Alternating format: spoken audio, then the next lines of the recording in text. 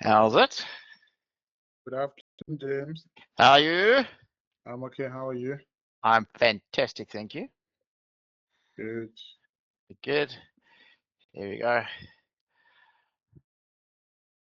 Bert, how's it? I think he's still on another call. Just maybe give him a Oh, minute. all right. Yes. So all good. I'm not quite sure how many folks are joining us. We shall see in just a bit.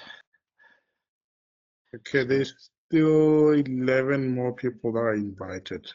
So the Right. number So is quite low, yeah. So, but I'll try to ask them to join in the all right. meantime. Yeah. All right. We got a moment or two. It's not like we have to absolutely rush. So let's give everybody just a couple of secs. Yes. Okay. That will be great. So for me, this is my first working week of the year. So this is like proper Friday mode.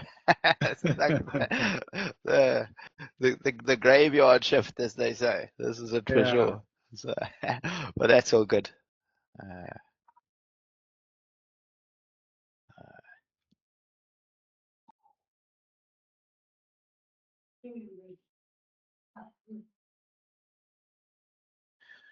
Yeah, I'm gonna try and just work out my Zoom commands and things because I'm not a Teams. I'm normally a Zoom guy. Okay. Be too difficult. Hello, everybody. Okay, Mr. James Ho? will give you a minute. You're doing the old man squinting thing there, eh? The eyes are trying to focus. Who, me? Adjusting the binoculars. Me or you? Or both of us? I think both of us. Just give me a sec. I just need to move myself so I can get to a network point where it's not so compromised. 1 second.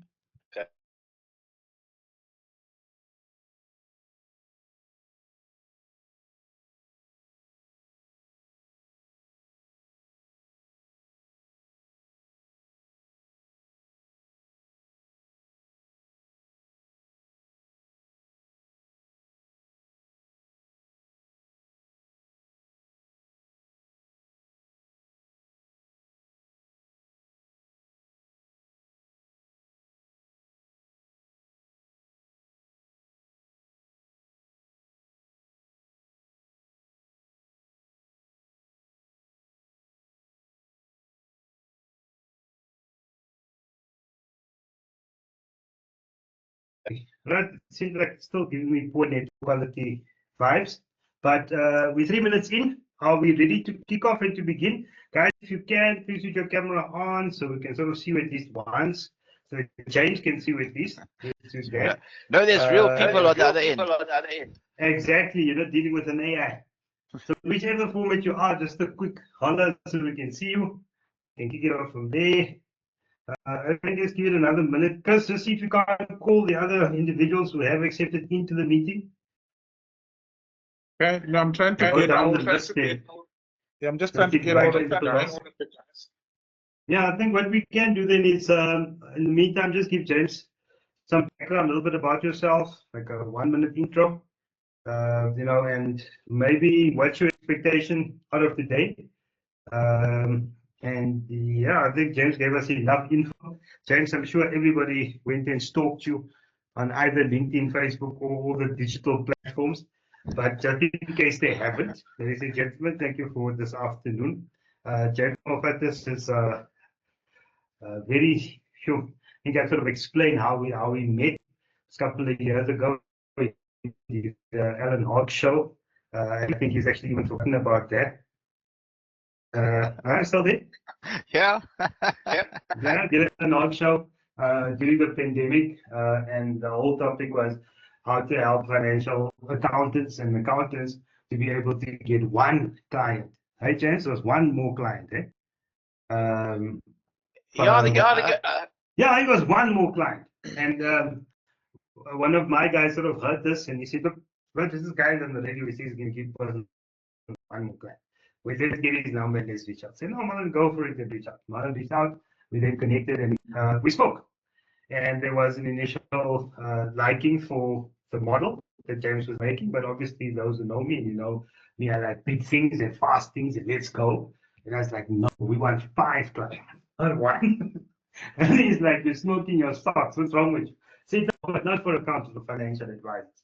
And we started something along the lines of that, in which then gave birth to where James is now. He's built this wonderful model which really does work.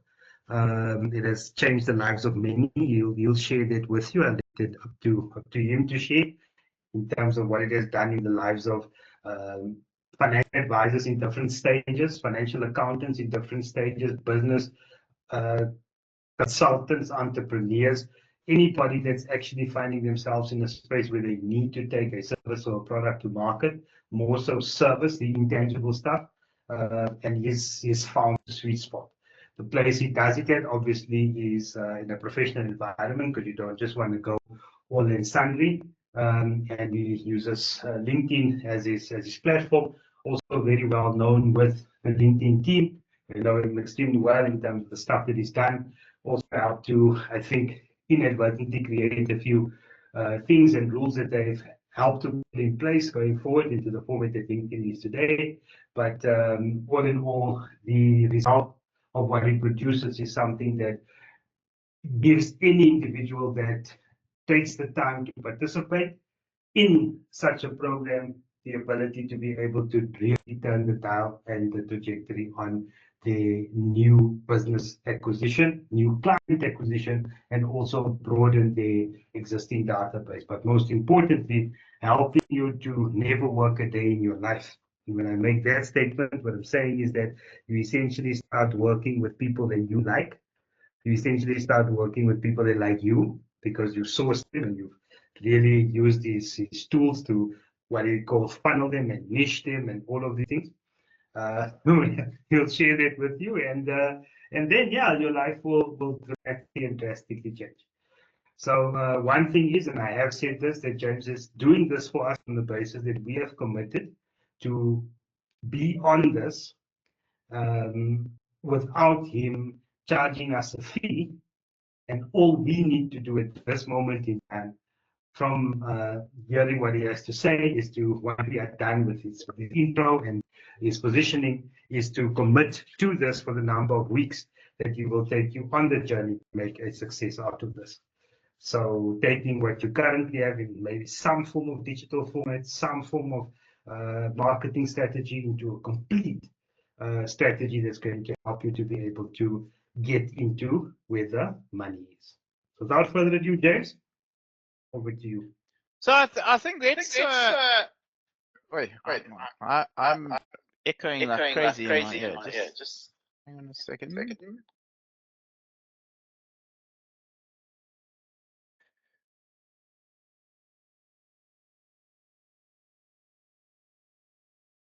I don't know why that is. Maybe yeah, because I'm echoing. Mute yourself. Let's hear the sound. Okay. But no, I'm still echoing in my own ear. Yeah. Okay, how is it now? Can you hear Let's me? see. Yeah, that's better. Okay. Yeah, I'm not muted him. I think it's much better. All right. This is the Good. problem. It's always one. Eh? So let's do me a favor, maybe before I jump in. Let's just run through each of you. Just give me a quick kind of introduction of who you are, and as Virg said, like what you're hoping to get. And then I'll at least know who's on the call. So obviously just tell me your name, how long you've been in the game, and what it is you want to get out of this. So Chris, you can start. Okay, no, thank you. Since I'm on the spotlight, I can start. Yeah, my name is Christopher Nyalige. Yeah, I've been in the game for the past 11 years as in the financial planning industry, but sales have been from 2006. So I've been in sales. Yeah, so started from telesales, where you do cold calling. You just open your yellow, those old yellow pages. You open there, you make calls. That's where we started with prospecting. Yeah, my expectation, I think, looking at the current situation, is in terms of, okay, firstly, I'm a phase supervisor, so which means that Virgil and I look after the advisors that are sitting here. So I look at the advice part of it. Virgil looks at the sales management part of it. So activity management in terms of prospecting, it's what most of the advisors are struggling with. So, and then if you look at the current situation, it's everything now, it's digital. Everything is becoming digitalized. Yeah, so that's maybe what we're looking at in terms of how do we utilize the current situation in terms of making sure that we get more activity from a leads perspective. So that's what I'm looking forward to learn more about that. Yeah. So are you looking from a personal perspective or from a team perspective or both? For both. Okay, cool. For both, yeah. All right, awesome. Thanks. Who's next? Well, I'll go in terms of who's on my. All right. Okay. Hi, Good I'm to see, T2 yeah. Metsi, and I've been in the game for just over 2 years, and I want to help. I want to learn. What I want to do is I just want to learn how I can find more people to help to just to protect their financial goals, and yeah, just to see the value of financial planning. All right, cool. And Kata, you next, because you just are.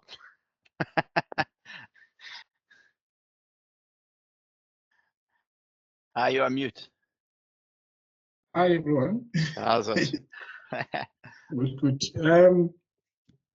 Look, I've been in a game, in the financial planning game. I'm only in the game for over 2 years.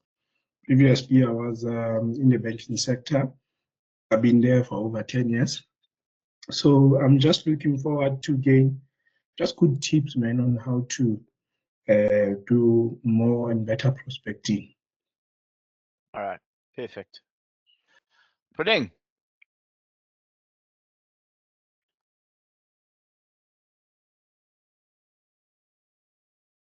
Hi everyone, How's it?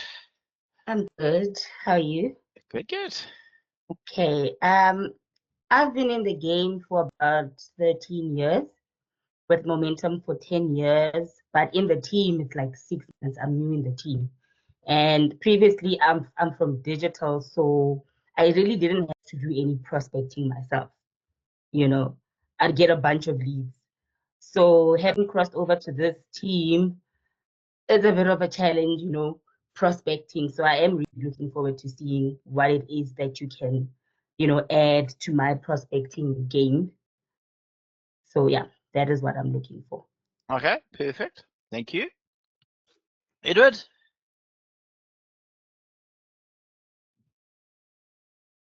Thank you so much. My apologies, I'm still on the road. But I've been. We applaud your commitment. Well done. Don't crash. I'm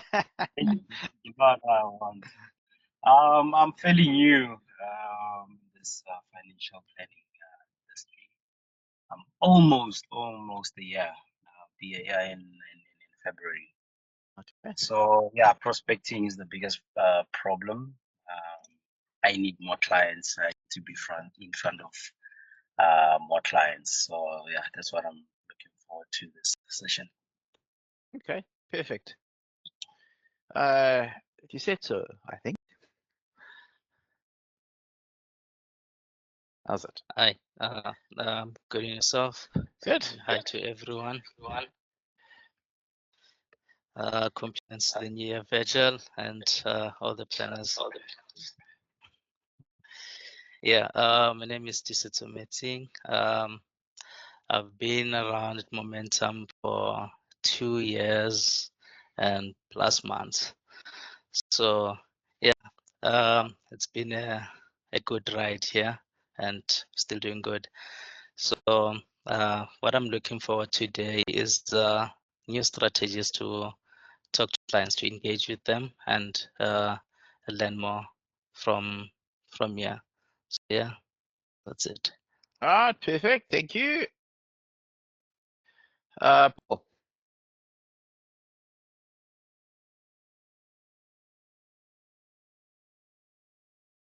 Morning, everyone. Compliments to the new year to my colleagues. Thank you. Just a brief background For me, I'm fairly new. It's my 9th month this month with the team. Still learning a lot. Still have a lot to learn. Still have a lot to do in my field, in my career. So what I'm trying to achieve this year is to basically get as much knowledge as I can before I can call myself a seasoned campaigner, as some of my colleagues here. So I'm more the student in the group. So I have nothing to add at the moment, but to learn as much as I can at the moment. But you're still out in the field though, right? I mean, you're still active and you got to sign clients. otherwise Virgil and Chris are on your back, right? Yeah, we're still trying to get those clients in, but it's more about a learning process for me. So it's fairly new, but I'm eager to learn as much as I can. All right, cool. Thank you. Thanks, Paul. Masana? Good afternoon, James. Afternoon, team. So I've been a financial advisor now for over 2 years, and I'm just expecting to learn so much, just absorbing what I can in terms of bettering my prospecting skills and hopefully expanding my book, and my portfolio and being able to reach out to the clients that I would like to have within my book. Yeah. All right, great. All right, thanks. Gives me a good sense. I now have to work out how to share the right screen with you. Hang on 1 second. Let's get the right. Let me just. Sorry, give me a moment. I need to just get rid of some stuff here.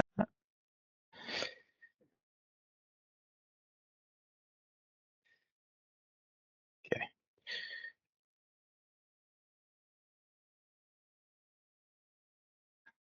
Hopefully, we're going to get this right.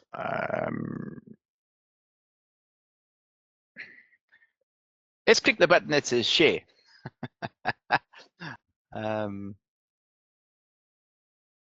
Screen. All right. Can you guys see what hopefully looks like a PowerPoint presentation? Yes. All right, cool. I can't see you guys at the moment, so I'm looking at the PowerPoint and I'm just speaking. So stop me anytime you want, and we can have a chat. We can see you, James. Can I, as well as a backup, record? Yeah, of course you can. Okay, so if I want to get back to see all of you as opposed to my screen, what do I do other than click stop sharing? What if I do? No. So what you do is, okay, there you go. There you go. I'll put you on the. Are you still seeing? You still seeing my? We're seeing your presentation, even though you can't see. If you drop off, we'll let you know. I got you on my other screen now, so like if I look sideways, that's why. You're not doing a what's this thing on us, I know. It's Stevie Wonder. It's not a Stevie Wonder. I'm focused. Yeah. All right, guys. Well, thanks for the introduction. Thanks to Virg for the opportunity to chat to you guys.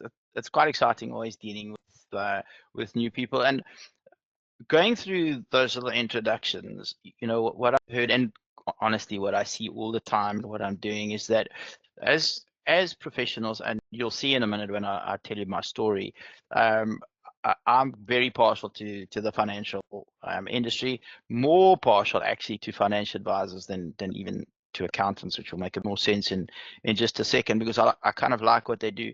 And that's what I always hear is like, we don't really have a problem closing. Like my close rate's good. If I can just get in front of people, I can close more people.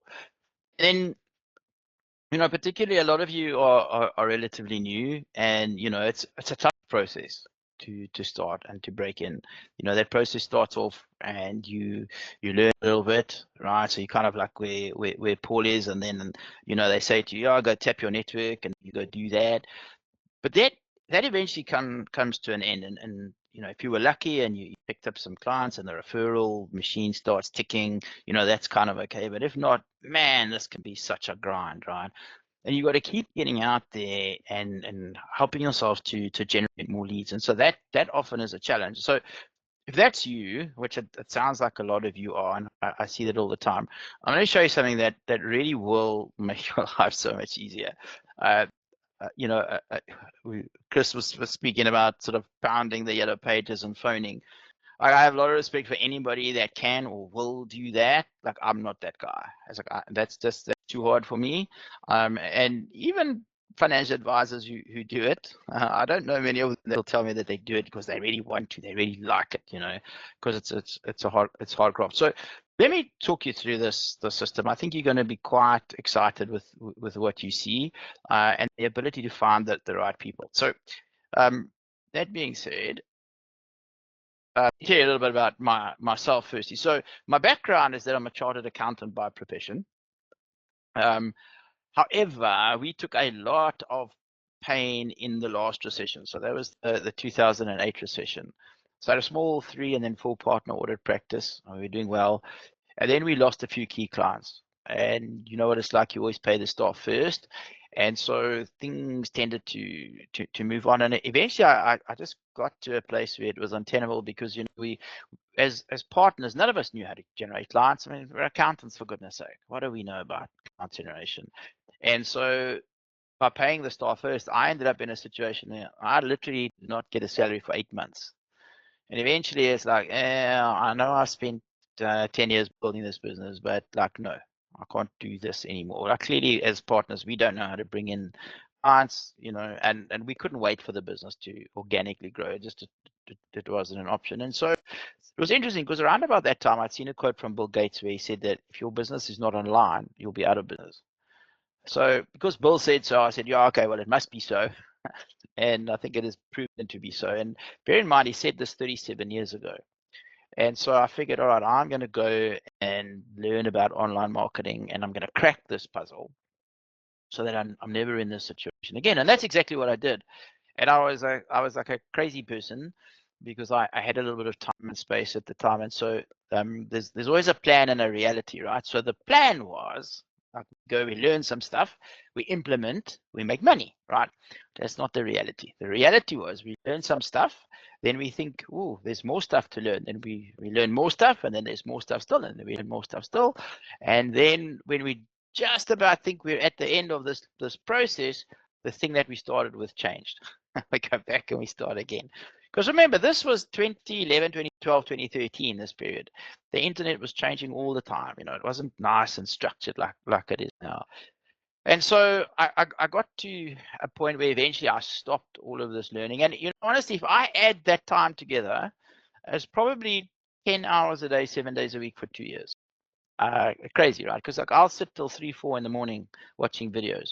Like I watched Man United win a game last night, and an hour after that I watched like videos on LinkedIn because I'm like deranged, right? Because I couldn't sleep. I was so excited they actually won a game. So that's the sort of person I am. Like I'm always learning and trying stuff and putting new pieces in place. You know, so I get to the end of 2 years now. Now I'm very bedone because like clearly I don't know what I'm doing. I spent 2 years learning but I'm not making any money. So clearly I know nothing.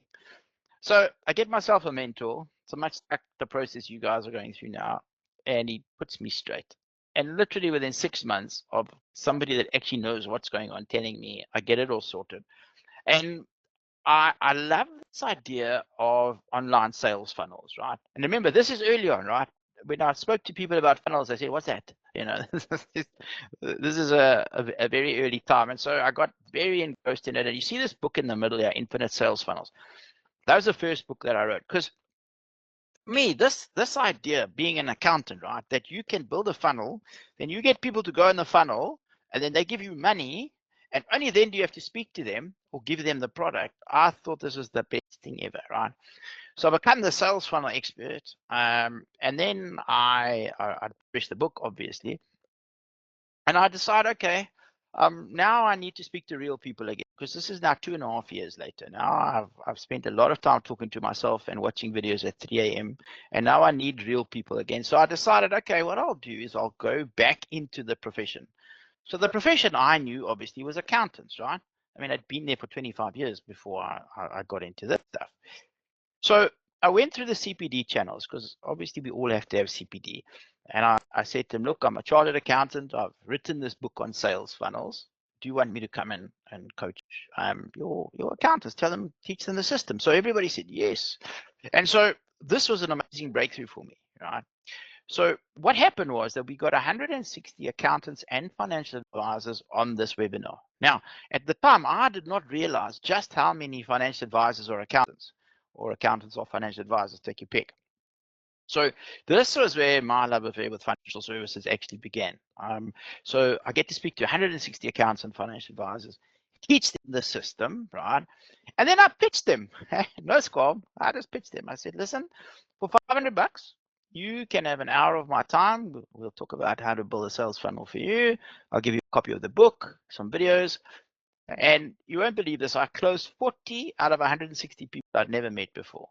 Okay, now before you get too excited, there's the only time in the history of the world I ever did that. It's just one of those opportunities where everything in the world aligns at once. But it was great, and if you're going to have a good webinar, it should be the first one. But it's still a methodology that works really, really well today. And so I did a couple of smaller webinars, and I ended up having 70 of these one-on-one consultations with accountants and financial advisors. And that was everybody, like literally from newbies all the way through to wealth managers, financial planners, chartered accountants, auditors, the whole lot. And as I started to do this, I took all of that information and then I packaged it up into this new book that I created, Accounting Clients on Tap. And that was the real start of me specializing and saying, you know what, the financial industry is my space. I'm not going to sell products, right? I'm going to sell services. And as you know, services are much harder to sell than products are. You can't sort of just create a sales funnel normally for a service, because for all of us, we have to have that intermediate step where we're going to speak to somebody. But this is where it started.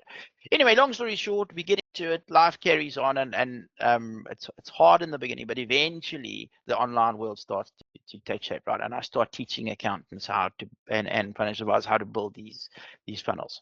So for me, after that, right, what happens is that LinkedIn starts to come into play, and I'll tell you that story in just a second, how I got into LinkedIn, because it's a fascinating story and it's very, very pertinent to the beginning of what we're going to talk about today. But getting into LinkedIn was quite a nice progression. LinkedIn actually kicked my ass. that's how I got into it. I'll tell you that in a minute. But when you look at LinkedIn as a system, right, and you guys are really going to appreciate this, particularly those of you that grind, like, and like a lot of the newer financial advisors, the guys that have sort of been in from anywhere from newbies to 3-4 years, like they're pounding the pavements, like literally, they're knocking on doors and they're doing presentations and, they're trying to get hold of schools and whatever they can do. I'm seeing this all the time. This gets past all of that crap, right? And this is probably the system that takes you to the result the fastest that I've ever seen. And it works particularly well for us because it works online. It does exactly what you guys are doing offline, just online, and makes it a lot quicker. And, what you find nowadays, because the internet has progressed, and particularly like social media, when you speak to somebody, and for those of you that are still doing like a lot of face-to-face and you're shaking a hand, like if you give someone a business card, all right, I promise you, before you even in your car to go back to your office, they're on their phone or they're on their computer and they're Googling you, right? So what are they going to Google? They're going to Google the company, right? The company they probably know, right? Because you guys are lucky. You've got a really good big brother behind you. Then they're going to Google you because they want to know, like, who's this person that I'm dealing with? And what happens when they do that is that the LinkedIn profile generally comes up in the first position. Now, speaking of that, let me tell you how I got into LinkedIn. It's exactly this. And if you guys take nothing else away from today, like, this is something I want you to really take to heart, because this thing is real, right? And this thing that is real is called social stupidity. It's so bad, I gave it a name, okay?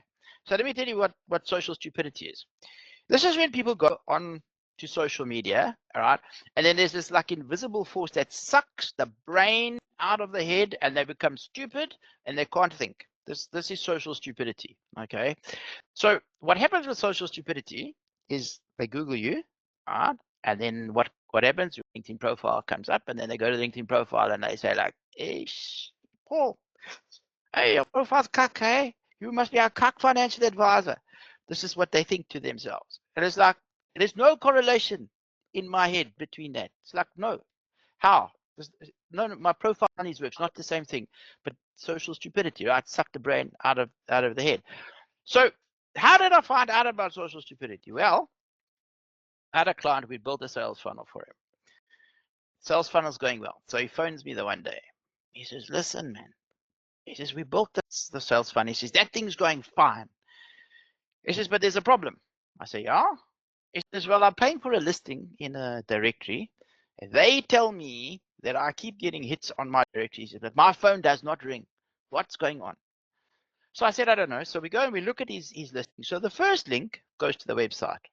Okay. Now that we know that's right. We fixed it. We've got a good website. We built a funnel. That's lekker. The second one to the LinkedIn profile. Now, if I'm completely honest with you, at this stage, I knew nothing about LinkedIn. So now I'm looking at this and I've got to say something, right? So I said, oh, must be the LinkedIn profile. That's the problem, right? So I quickly do a bit of reading. We do something and we fix the profile, right? Literally the next week, the phone starts to ring. I'm like, nah, can't be. But phone continues to ring. Then the penny drops in my little head and I'm like, oh my God, I'm panicking now, right? So I phone every single client that I've got that we built sales funnels for. I say, listen, we have to update your LinkedIn profile now. It's critical. And all of those guys that listened, they all got a bump in conversion, right? And this story is very significant, right? Because you're losing clients if your profile is poor. And I never would have worked that out. I mean, how do you work that out? It's not, you have to experience this to fully understand it. So when I looked at this client, because he phones me, says, I'm getting hits, but my phone's not ringing. We fix the LinkedIn profile and then the phone rings. So my immediate question, so this is when I had the, oh my God moment, when I phoned everybody, it was like, okay, well, if he's getting the phone ringing now, how many clients did he lose because the phone didn't ring before because people judged his profile and they said, oh, you just a cuck account, and then they moved off, and then that was that, right? So the reality is you are losing clients if your profile is poor. So if you take nothing away from today, what you're going to take away is that you need to have a kick-ass LinkedIn profile because that thing drives everything. And this is how I actually got into this whole process. Then things progressed and one thing led to another, and then we started to develop a system. So just to prove this to you, I Googled myself, right, just to prove it. And you guys know this intuitively, right? Because many times when you're trying to research a prospect, you Google them, and what comes up in the first position? Yeah, it's the LinkedIn profile, right? It's not the Facebook page. Yeah, it's not the courses and things. It's not the other websites. It's not the books. No, it's the LinkedIn profile. Your LinkedIn profile is going to come up 99 times out of 100 statistically, and that's because of the way the Google algorithm is created, right? It's based on a thing called PageRank. LinkedIn has a very high PageRank, and so this is generally what's going to happen. So the bottom line here is if your profile is poor, bad things happen, right? People think you're an idiot. They move off and never to be seen again. However, if they think that this is a good thing, then great things happen. And I'll show you some examples of that in just a bit. And so what I'm saying to you is as I've developed this, and we've done lots of different things in terms of trying to generate leads for people. When it comes to us as mostly professionals, but as you know, I'm a big fan of the financial services side of things. For us and for financial advisors, I genuinely believe this is probably the best, the easiest, the quickest, most efficient, the most effective, the most personalized, the most same as what we do currently that we all understand. Not going to drive us nuts because the tech is crazy system, right, for us to generate leads into our businesses. So what happens is eventually then we create a system, and as you'll see in just a minute, it's a very simple system, right? That's it. It sits on one page. Okay, I'm going to go through it in some detail with you. There's only 3 steps to the system. I ended up publishing a book, and so just before that scenario that with Adcock that Verge had told you about, I'd published the book. You won't believe this. I published this book 1 week before lockdown. You all remember when Cyril told us that little white lie, he told us on a Monday, I think it was, listen, nation, we're going to lock you down for the longest 21 days in the history of the world on Wednesday. Remember that little white lie? That was the week, actually the week before I published this book. So I thought to myself, oh, my life is over. Turns out, no, my life is just beginning, because I had a system, unbeknownst to me, could work during COVID. I was using it before, and COVID or not, I still think it's the best system. COVID has certainly changed the way we do things. I'll show you some of the facts in terms of statistics in that in just a minute. But the way that people buy things and the way that people research has changed. Like you have to be online. You can't just be offline. So we've got a best-selling book. That book. Listen to this. This is crazy. That book became an overnight bestseller. When I say overnight, I kid you not, 1 day. That's how long it took. Because everyone panicked and said, oh my God, what are we going to do? Oh, LinkedIn. Oh, this guy has written a book. Let's buy it. And so that was very helpful for me, obviously, in terms of the book. So let me just, now that I've given you the, so what I've, let me just go back a second. So what I've given you up until now is a little bit of history. There's more to the story than meets the eye, and we'll get into it in future sessions, but it's important that I told you that. But I've shown you like the downside of LinkedIn, right? Now I want to get you a little bit excited, because like, why the hell should you spend the next number of weeks with us so that we can really raise the level? Well, let me give you some statistics. And if you haven't seen this before, okay, this will blow your mind, right? So LinkedIn has over 1 billion users now worldwide in over 200 countries. Now, just to put that in perspective for you, in whenever it was that I published the book, was it 2021 or whatever it is, but it's going on 5 years, I guess. In March it'll be 5 years, right? So close to 5 years. At that stage, LinkedIn had 500 million users. They don't tell you exactly, but if I had to estimate, I would say they're somewhere between 1.1 or 1.2 billion at the moment, I would guess, right? So they've more than doubled their database. They've added more than 100 million users to this database, to their business, since COVID. Look, I don't care who you are. Even ChatGPT, OpenAI, has not added that many people to their business. It's the fastest growing business in the history of the world, and it continues to grow. Okay? It's nuts. Now, not only that, but it's a very, very active platform. So 48% of the members are active, according to LinkedIn. And LinkedIn defines activity as if you go onto LinkedIn at least once a month. But there's 16 to 18% of the crazies like me, and soon to be you, who go on every day. Okay? 16.5 to 18% of the people on LinkedIn go on daily, or close as damn it to daily. And when people go onto LinkedIn, they go for 3 reasons, right? LinkedIn is not like the other social platforms. Like, we go here with purpose. We go to buy stuff, we go to sell stuff, we go to learn stuff. That's it. That's the only reasons we're going here. So this is incredible, right? If you've got almost half of the database, and remember, this database, they're talking the whole billion, right? From the guys that started. Some people have died and moved on, but still 48% are active. It's incredible.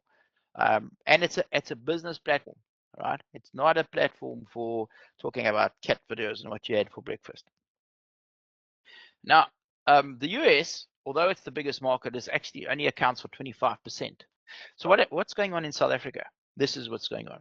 Currently, and this year, let me just show you, 14 million. I downloaded this last night just to be absolutely current. I think LinkedIn is telling a little fib. I think this is 12 point something, but all right, let's go with them, because this is the statistics. Before COVID, this was 7 million. All right. Before COVID, we had 7.6 million registered taxpayers in this country. We're still kind of round about there. And that was when my mind moved completely over to LinkedIn, right? Because at that stage, when I did this exercise and I downloaded and we had 7 million, I said, ooh, 7 million people on LinkedIn, 7.6 million registered taxpayers. There's a good correlation. I deal with financial people who would love to deal with registered taxpayers. So let's go get leads on LinkedIn, right? Now, obviously, things have grown, and there's been tremendous growth. So essentially, it's gone in 5 years from 7 million to 14 million. Like like that's insane. In South Africa, can you imagine a business growing by 1 million plus people a year consistently for 5 years? It's just like it's my mind really struggles to get to grips with that. For what it's worth, for you guys, most of those the people on LinkedIn now are kind of up to the age of 35, so the 20 somethings to 35. But everybody else that needs to be there is there. So there's a lot of interesting targeting that we can find. So the point being, right, we got 14 million South Africans on LinkedIn that we can target, right? I'm going to show you how to find them. Now, the other good thing is that the money is there. So I appreciate these are global statistics, but 45% of the LinkedIn database earn $75,000 or more, which is $1.5 million or more, and another 24% between 50 and 75,000 US. So call it $1 million to $1.5 million ish, right? So this is great for us, right? We need people to be able to pay for products. This is fantastic. Now, this next piece, this is my favorite part of LinkedIn in the whole world. This little piece here, right? This for me makes this whole thing go around. And what this is the ability literally to speak to anybody. So here's the beautiful thing. You know that person we affectionately call the gatekeeper? Actually, we have other names for that person, but let's call them the gatekeeper, right? We hate that person with our passion because their job is to keep us away from the people we're trying to help. On LinkedIn, you don't have gatekeepers. They are not there. Why? Because everybody understands what I've just shown you. They understand the power of a LinkedIn profile. And today, your LinkedIn profile is on your phone. It's in your pocket, right? So everybody's got access to it, which means that you might send a phone call and leave a message to somebody. They won't return your message. You might send an email, goes in the junk, it doesn't get there, or the good old gatekeeper intercepts it, right? But they will speak to you on LinkedIn when they won't do that other stuff.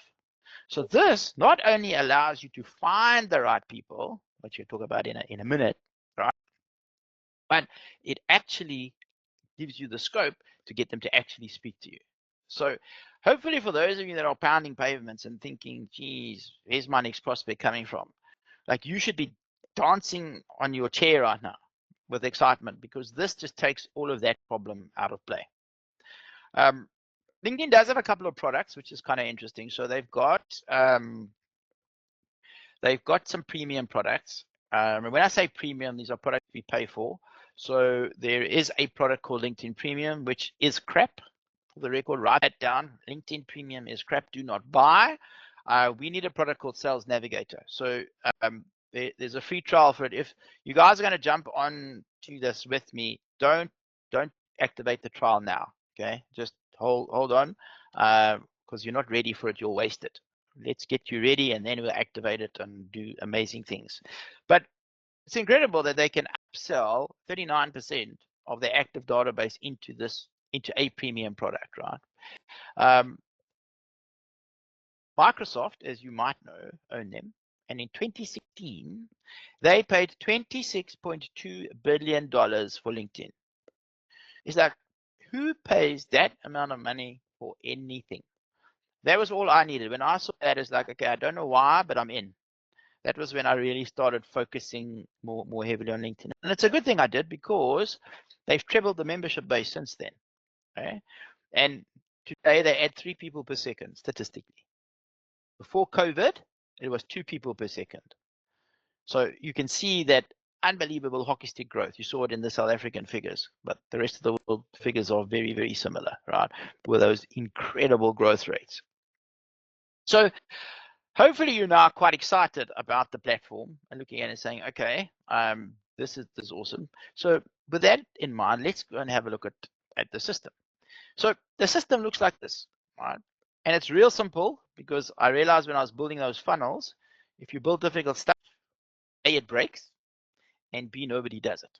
So this is very, very simple and fits on one page. So let's talk about step 1, which is all about preparation. Now, honestly, this is the hardest step.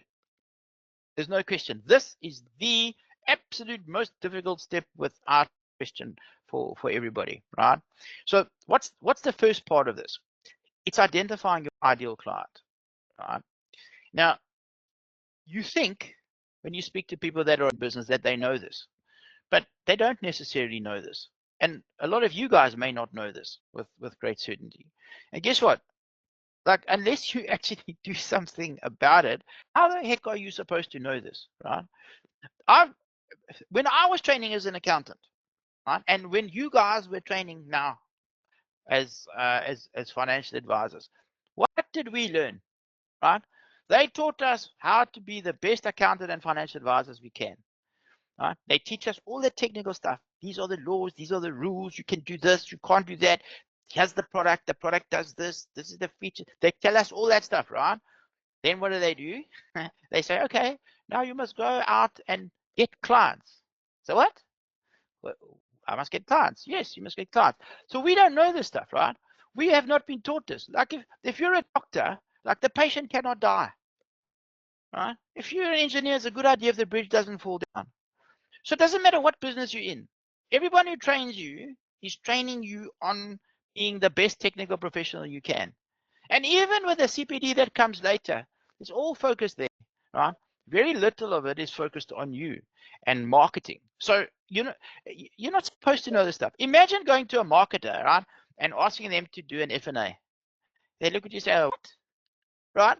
It's the same thing as asking a financial advisor to build a marketing plan, right? You get there because you kind of bumble through it, but unless you've actually taken time, it's not obvious. So the cool thing about this, right, as I'm gonna show you some examples in a minute, is on LinkedIn, right? When somebody creates a LinkedIn profile, you got to have LinkedIn information.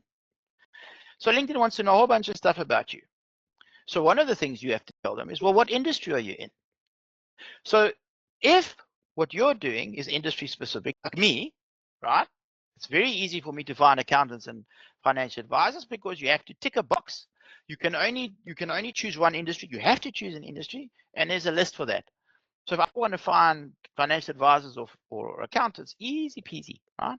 And a lot of you will want to speak to professionals, so some lights should be going on. But that's not all that we have to tell LinkedIn. We have to tell LinkedIn what we do. What's our job description, right? Some people might say, oh, I'm a financial advisor. Some people might say, well, I'm a managing director, I'm a CEO.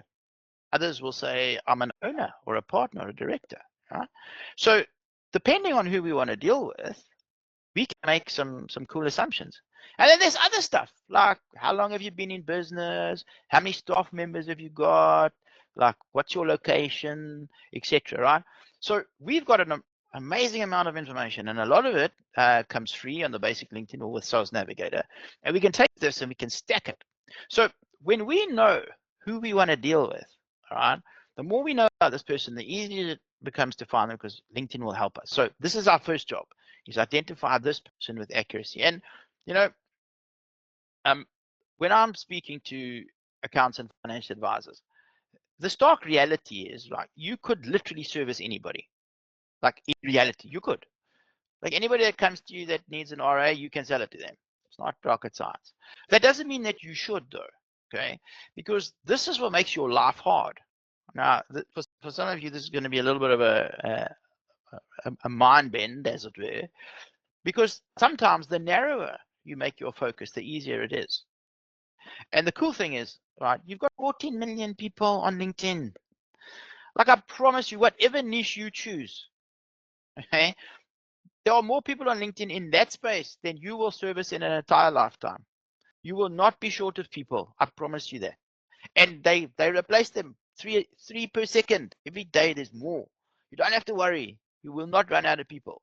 So if that's the case, right, why would you want to deal with everybody? Just deal with a small group of people that you can understand and you get to know really, really well, and you just become an expert in their problems. The easiest thing in the world, right? So that's the first thing, is we work out who that person is. Then we create a message for them, right? This message is going to be very specific for that group of people, right? Because you guys deal with all sorts of issues and things, but different groups of people are going to have very specific issues, and you want to create a message that's going to resonate with this group of people. And then you create a profile. So you take this information, right, who they are, you know what they think of, this as the biggest problem that they have. You solve the biggest problem, and now you create a profile. Now, the interesting thing with a LinkedIn profile is that your LinkedIn profile is probably the best one-page website in the world. Okay, your LinkedIn profile can probably do anything that the Momentum website can do. You say that again, right, in case you missed the significance of that. You as a little individual in your own little business, financial advisor, your LinkedIn profile can probably do everything, unless there's programming and login and right, and this is that stuff. But everything else that a normal website does, it can do. From have a banner, from tell people about you, tell them what you sell, have contact details. You can. It's like having a blog. You can send newsletters. You can obviously direct message people. It's freaking incredible, right? So we need to use this, right? And as we know, when people Google you, that little LinkedIn profile, one-page website is going to come up. So we might as well use it. So what do we do with it? That's the question. Well, we create a sales page. That's what we do. And as you'll see just now, this sales page does a lot of the hard work for you. So we take this info that we've got, we create the sales page. We say, hey, this is not about me. This is all about you, Mr. Client. This is what we can do to help you. So we make it very client-centric, okay? And this, guys, I promise you, is the hardest part, right? Because for a lot of you, this is new. You've got to really think about it. You've got to apply it. You've got to make a decision. You've got to choose a path, right? And then you stick to that path, and then you gun and you nail the heck out of that path. Once you've done that, though, then it gets a lot easier, because now we get into systems, right? So now the real question starts that you guys have got. Okay, so now how do I actually get leads? Well, now's where you start prospecting. So what happens is you go onto LinkedIn, and currently, right, LinkedIn will give you the ability to send 100 connection requests per week. Okay, 100 connection requests per week. So you go and you find 100 of these people that you identified in number 1, and you send them a connection request. Now our goal is to get as many of those 100 people to say yes. Now clearly they won't all say yes, but a lot of them actually will. And when they do, LinkedIn will give us the email address. So when LinkedIn gives us the email address, now we can talk to them on email and we can talk to them on LinkedIn. This is very significant, right? Now, this little piece here. A lot of people that use LinkedIn don't do this. This is the very significant piece, because what email does is it doubles to triples the amount of appointments you'll get from when you're just using LinkedIn alone. And there are a few reasons, but the main one is timing. So maybe you send someone a connection request, they look at it and they think, yeah, this is cool. I need to speak to Chris. Let me accept this connection request. But you know what? I'm just a bit busy now, but I'll speak to Chris on Monday. I'll make a note. I'll speak to Chris on Monday. Okay, so it happens on Monday, right? You get lost and that's it. We can't find you. But now this is frustrating for us, because we know that there's people there that want to speak to you. They've just got lost, right? So the last step in this process is the follow-up. So we've got to follow up with these people. Now, some of the people, and I'll show you numbers on this in a little bit later on today. Some of these people will start talking to you straight away. Start asking you questions, and you'll get meetings. They'll be booked choppity chop, right? But then what do we do with those people that are going to speak to us on Monday? Now we need another system. So this is where automation is kind of cool. So we can use some automation to send them a follow-up sequence. And I love email automation. I'm a very, very big fan of email automation. So in my own sequence, for example, I think I've got 9 emails currently. They go out over a 6-week period. So if you connect with me here and the timing is wrong, all I'm doing is I'm trying to get the timing right. So I'm not spamming you, I'm sending you good stuff, but you're going to get a message from me, 6 or 9 times over the next 6 weeks. So at the very least, you'll know who I am. And some people, it takes 2 messages, some 5, some 9 to get to the point where they're going to talk to you, right? And then when they do, then they book a meeting with you. That's really the process. So automation helps with this. We can do a little bit of LinkedIn automation, some email automation, and then when they get you, your job is just to have a consultation and to chat to them. Right? So this is very high level, what I've shown you. Let me run into a little bit more detail, right? Give you a bit more insight, but hopefully you're starting to get quite a good sense of how this can take a lot of pressure off you, and how you can actually go ahead and build a great pipeline using LinkedIn. So the first thing that we need to do is we're looking at our ideal client, right? So here's the thing. There's lots of financial advisors on LinkedIn, right? So you need to understand that. And what you got to think about is, well, the ideal clients that you want to sign up, when they're on LinkedIn and they are looking through the looking glass, what are they seeing? So you want to get inside their heads and try to sort of understand and project on your profile the sort of stuff that they're looking for. This is a great skill to have. If you can always pretend that you're your client, so whenever you want to do something, you say, would that resonate with my client? Just put it through that filter, you'll be in good space. And so imagine that that's 14 million grains of sand on that beach. That represents the South African market, which is, for all intents and purposes, the market price. But there's that big red umbrella, right? I want you to be the big red umbrella. So when somebody gets there, that's what they see, that their eye is drawn towards that. And you are the only possible choice in their world. That's the goal. And the way you do that is by dominating a niche, right? So become the big dog in the kennel, or the big fish in a small pond, as it were. When you become the dominant force in the niche, everything else just works effortlessly. And not only the marketing, right? It's actually your job, and everything that you've got to do. Your internal systems become very, very easy and automated. It's a thing of great beauty. So I'm going to talk about that in a sec. But when we talk about defining our ideal client, which is critical, the first thing we do is we start off looking at a niche. Now, when people talk about a niche, there's a lot of definitions, right? So I say to you, oh, I deal with accountants and financial advisors. And then you understand that. So technically, my niche is accountants and financial advisors, right? What's part of the niche, part of my explanation. Now, I know full well that for a lot of you, that's not going to be the case, right? It doesn't matter, because what a niche is a group of people. So this is how I want you to think about it, right? I don't care how you define it, but it's a group of people that have got a similar set of characteristics, right, that make that particular group of people predisposed to your product or service being delivered particularly by you to be perfect for them, right? It's a group of people with a particular set of circumstances that makes your product ideal for them. That's what a niche is, right? So it can look like anything, right? So there's a couple of pieces to this. The first is what I like to call external. Now, external, what I mean by that is stuff that is tangible for us. We can measure that, we can define it, we can find it, particularly on LinkedIn. So we've spoken about some of these things already, right? So we can define an industry, we can define a job title, we can define other demographics. This is kind of cool. Then what you want to do is you want to look internally, right? Now this one is the one that gives you the real edge when you look at.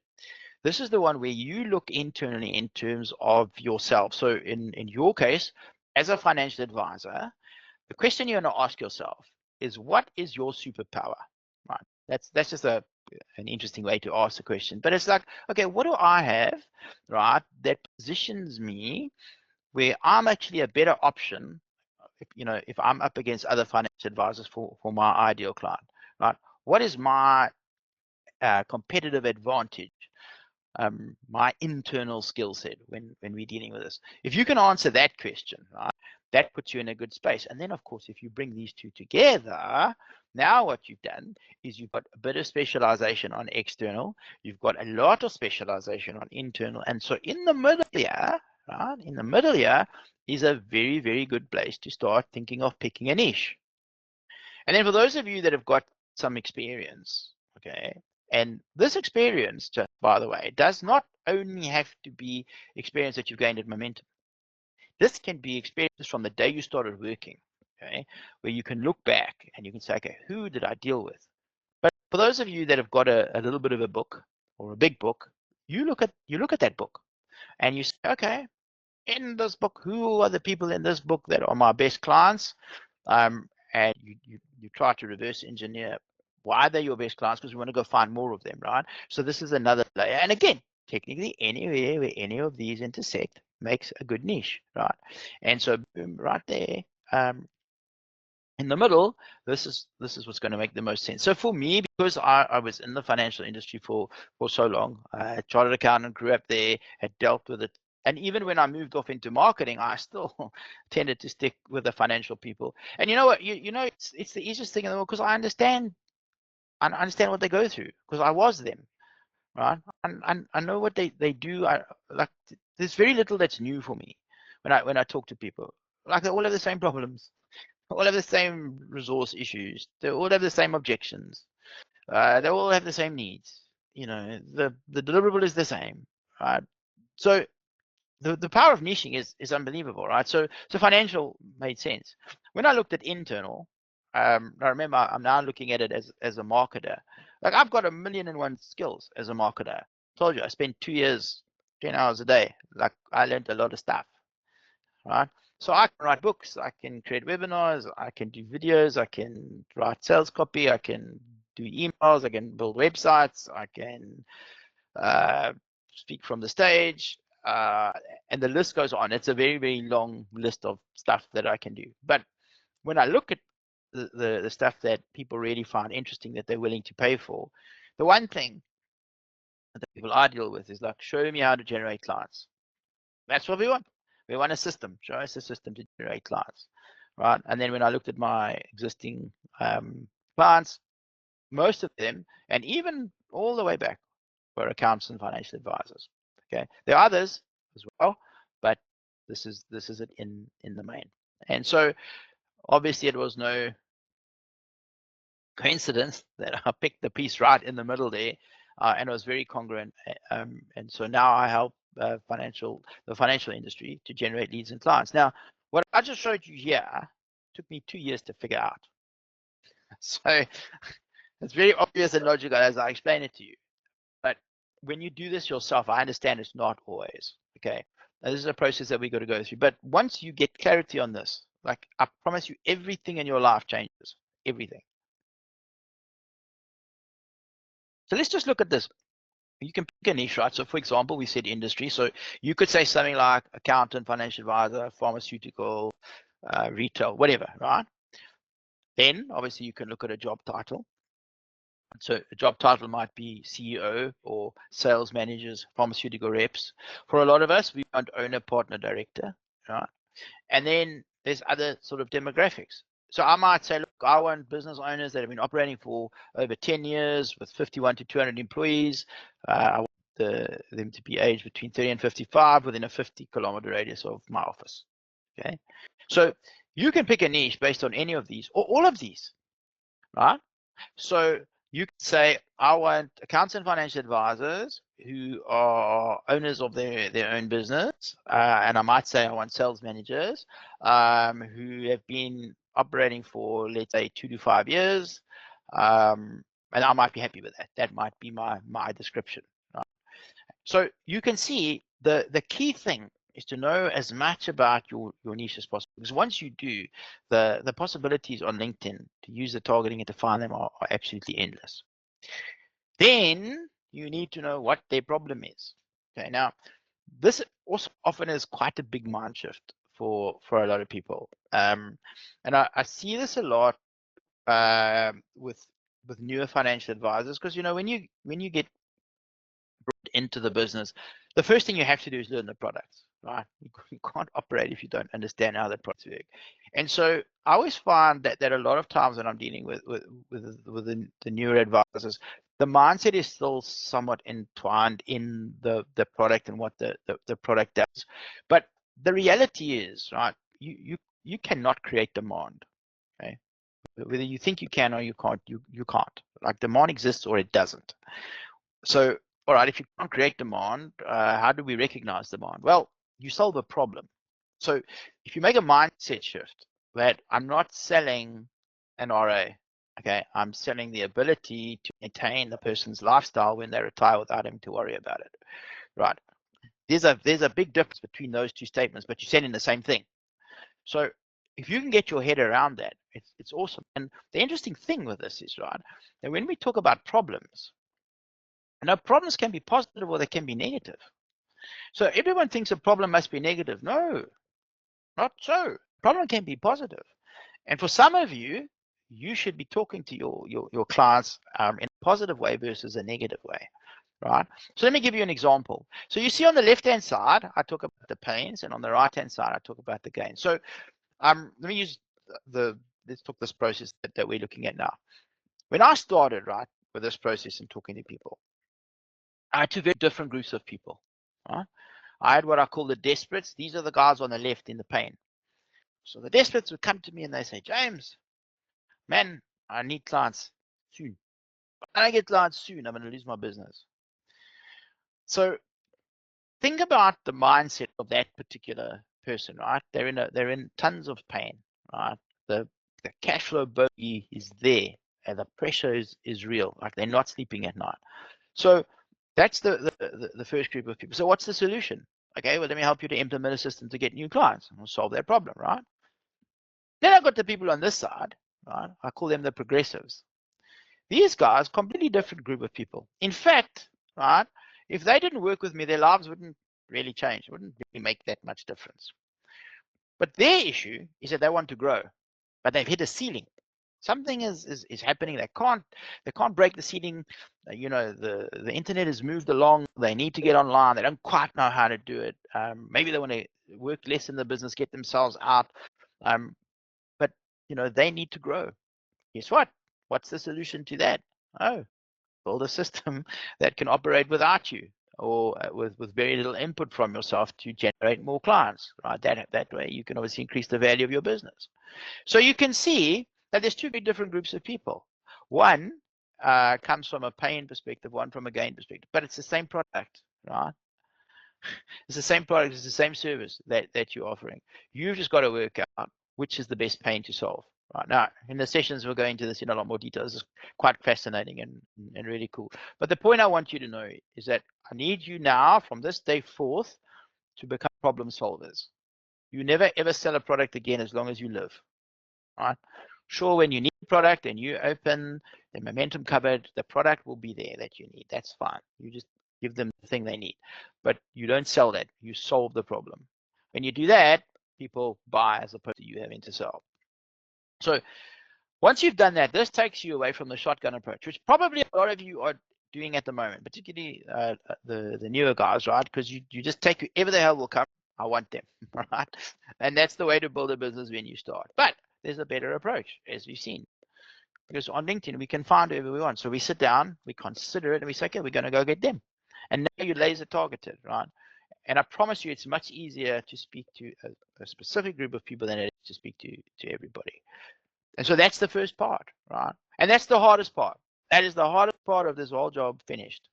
Once you work that part out, you're in a much better position. Now you need a message, right, to speak to those people. So imagine like there's 14 million people. You're in there somewhere with your little banner. It's like, okay, well, I don't know, I can't see. Where are you? So you need a message that's going to resonate with people. So I like to call it the magic message. Obviously, LinkedIn calls it the headline. And here's like a really cool format. We always start the message here, and sometimes we develop it out. But I like to ask people a question, right? Why do I ask a question? Because the human mind cannot avoid answering a question, right? That is how we're wired. If I ask you a question, you will be very irritated if I don't give you the answer and you don't know the answer. Your mind will not let you rest until you get the answer, right? So I ask the question. So I say, if I could give you a result I know you 100% really want. Well, read differently means, what's the big ass problem that you have that I can solve for you, right? In a specified amount of time, if that's possible. Many times it is. While eliminating something that you hate, right? So we can always eliminate an objection. Obviously, that's a great way to sell. And if you eliminate the objections before they arise, even better. Would you be interested? So that's my question. If I could give you a result I know you 100% really want in a specified amount of time while eliminating something you hate, you'd be interested. Right? Now, if somebody says yes in their head, they have to read the next part of your profile. They can't stop because the mind will not let them. Right? So this is a really good way to have a very succinct value prop and to be able to present it on LinkedIn. So here's an example. Right? So there's our little formula, and as you can see here, I could say, if I could give you a minimum of 2 new clients every month from LinkedIn, in other words, the result that you really want, every month forever, that's when.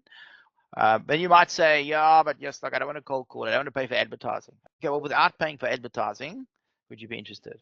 If I'm speaking to management consultants, hey, if I could show you how I generated 13 new management consulting clients paying 10,000 Rand a month each, I'd like that. When? Well, within a 45-day period. But yes, like I can't cold call. Yeah, but don't worry, without cold calling, you don't have to do that. Would you be interested?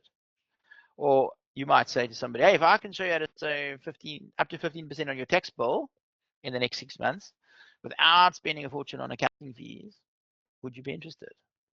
Okay, so you get the message. It's just being very, very direct and letting people know what you do. Okay, so the next thing is what I call the what specialist to the which industry. There's 2 sort of key messages. The first one was the first one that we put in the headline. This is the one we put in the banner, right? And this is just basically saying, hey, you're in the right place because I do this for this group of people. Right? So here's an example. Sales training specialist to the medical profession. Right? This is what I do. I'm a sales training specialist. This is who I do it for. I'm a tech specialist to the motor industry. So here's my example, right? Client generation specialist for accountants and financial advisors. So you can say this in many ways. Doesn't really matter. But that's a really, really cool way to do it, because when people get here, the eye generally goes to the banner first, and boom, I want them to see that they're in the right place. Those profiles for me. Let me scroll them more and see what else is on here. So when your messaging is really, really good, right, it takes you from being invisible in your marketplace to being totally irresistible. And again, to your niche, right, to your ideal clients. I don't care about everybody. Right? We're not chasing 14 million people. I'm just telling you there's 14 million available. You're going to chase just the little handful that you need to make a really great business, because those are the ones that resonate with you. Very, very easy to do. Now we create the profile, right? So the hard work is done. Hard work is seriously done. The strategic work, the thinking work. Now we just got to put the profile together. Right? And as I told you with the profile, this is you creating that unbelievable one-page website, which is a sales page. So let's look at your LinkedIn profile makeover. Now the interesting thing is that when you look at it, I think there's 26 different sections to a LinkedIn profile.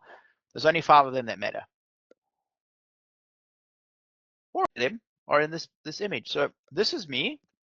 I go on to LinkedIn. I just take a screenshot of what I see, and that's what you've got here. So this means before you have to scroll anywhere, this is what you see. So the 5th one, you've got to scroll a bit because they don't have space to put all 5 on one page. But there is no coincidence that this is structured like this. Okay, it's done very, very specifically. So those are 4 of the 5 key sections. So the first one is your banner. Okay, so this thing is the thing that people are going to see, because you can put a bit of color in there and you can put anything you want on the banner. So typically someone gets to the profile, the eye goes straight to the banner, right? So there's different things that we want to do on the banner. We want to brand it. We want to make it congruent. Hopefully have an image that's reflective of what you do. And then let's tell them they're in the right place, right? This isn't 20 questions. It's like, if you're an accountant, right, and you're looking for clients, this is for you. Stay. Okay, that's what we do. Then there's your profile picture. So this is more important than you might think. Again, this is one of those where a bad picture punishes you and a good picture puts you in a good space, right? So if you have a really good profile picture, then it's professional and it's good. If you've got a bad one, people judge you. Like social stupidity comes to the fore again. So just have a really, really good picture. We'll talk about that in just a second. And then of course we've got our magic message that we looked at. You know, that if I could give you thing you 100% want in a specified amount of time, would you be interested? That goes here, or some other version of that, right? It doesn't have to be that. It's just it's a good place to start, and it's one I particularly like. Now this, by the way, this little value proposition is the most important piece of text on your entire profile, bar none. Okay, and most of you, if you've done nothing on LinkedIn, probably says financial advisor, momentum. You are wasting massive real estate, because this thing comes up everywhere, right? What happens is your profile pic plus this, or plus, let's say the first 90 characters, because It's all dependent on which device people are viewing on. But that plus 90 characters. If people are looking at your post, or you send a connection request, or there's a job application, or there's a LinkedIn search, even on Google, that's what comes up, right? That information is critical. A lot of people are going to make a decision as to whether to click through to your profile based on what's going on over here. So we get this right. And then the next most important piece is the about section. So this is such a cool piece. I love this. This is kind of like this is your sales page, right? But it's not a normal sales page. This is a sales page where you are resonating with your clients. Now, what I want to say to you is this, probably the most important thing I can tell you, and particularly in the new age of AI, which we'll talk about a little bit just now. But in the age of AI, right, things are becoming a lot easier to duplicate and to generate, and sometimes people are not sure. But what I want to say, every single one of you has a story. Okay, doesn't matter what the story is. It's irrelevant right now for this conversation. But every one of us has a story, and our stories are all different. Some stories are crazy, like mine. Some are very unremarkable. I decided I wanted to be a financial advisor. Went to Boston. I studied, I passed, became a CFP. Here I am. Yeah, great, right? You might think that that's an unremarkable story and there's nothing to do with it. No, there are people that are going to resonate with you because of that story. Doesn't matter what the story is. But everybody, as I said, has some part of authenticity that links to them. And that's going to be related to what has actually happened in your world. And so this about section gives you the opportunity to be that person. AI cannot duplicate that. It cannot be replaced, right? And I promise you, the general quality of financial advisors' profiles in South Africa is quite poor. So you do a half decent job here, you are a million miles ahead of everybody else already. So what goes in here, right? This is now where you try to cut away from this corporate exterior, because remember, this is your personal profile, and you let the people know, this is me, this is the person that you're going to deal with, right? And you can tell them a lot of stuff about yourself, you know, who you are, about your values, about how you treat clients, about who your clients are, a little bit about what you do, and sort of why you do things. So think of it as your sales page, and the page that really starts to bond with people and cuts through the clutter and lets people know who you are, right? So if you look at that screenshot over there, doesn't matter if you can't read it. That is an old profile of mine in the days that LinkedIn allowed you 2,000 characters to create a LinkedIn profile summary. And they used to call it a summary. I've left the old name there because this was a summary in the day. Today, it's called the About section. Oops, pardon me. Today, it's called the LinkedIn About section. It's the same thing, okay, if you're ever Googling it. Now, you'll see here, what I did is I broke this into 5 key sections. And this is what I'm going to talk you through in a minute. When you think about your profile, like if you can nail these five sections, you've got a really strong profile. This is what people want to see when they get onto your profile. So the first thing, which is the opening paragraph, is the About section. Right? You cannot change this word. LinkedIn has said it's about. Why? Because remember, I was telling you that anything you can do on your LinkedIn profile, you can do on major websites. Well, what LinkedIn did is they looked at website practice across the world. They said, what are all the key features? And let's build into LinkedIn profile, right? There's no accident that this profile is amazing. And I don't know if you know this, but they've done studies. And when you look at websites across the world, obviously when people go to a website, they click the home page. So that's the most viewed page. But the first free choice that somebody has, they go to the About section. That's why the About section is the first thing on your LinkedIn profile after all the key summary stuff, okay? So the problem with this is this little button down here that says see more, okay? You have to be able to get people to click that see more button in order to actually see what you write. So this piece over here becomes really, really important, where you've actually got to be able to succinctly grab people's attention so that they click that button, okay? That's the game plan over here. Once you've done that, right, and we get them in, This next piece is probably the most challenging piece, but the piece that moves the needle, right? This is the piece that shortens your sales cycle. This is the piece that gets people to accept your connection request, to reach out to you, to chat to you, to take you on as their financial advisor. And you'll see here, I talk about this word empathy, right? That's like the key word in this whole process. And what empathy is just showing people that you understand them without having to tell them. Because I can say, oh, I understand you. It's like, yeah, really?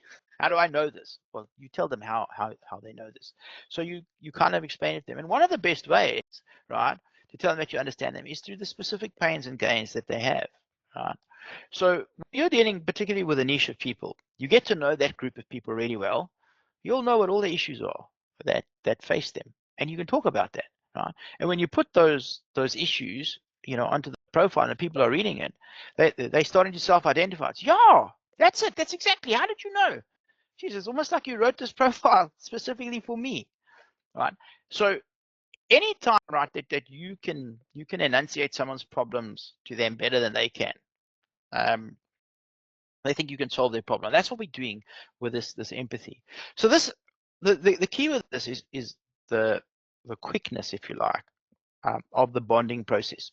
So you guys have all probably seen this in your lives. You meet somebody and you just think to yourself, nah, something's off with this person. You don't know why, like you haven't met them before, nobody told you anything, you just, no. And then 3 months or 6 months later, something happens and you say, yeah, see, I knew it. I flipping knew it. They were bad news. That's your gut speaking. I'm not a professor on the gut, but I'll tell you it works if you bother to listen to it. It also works the other way.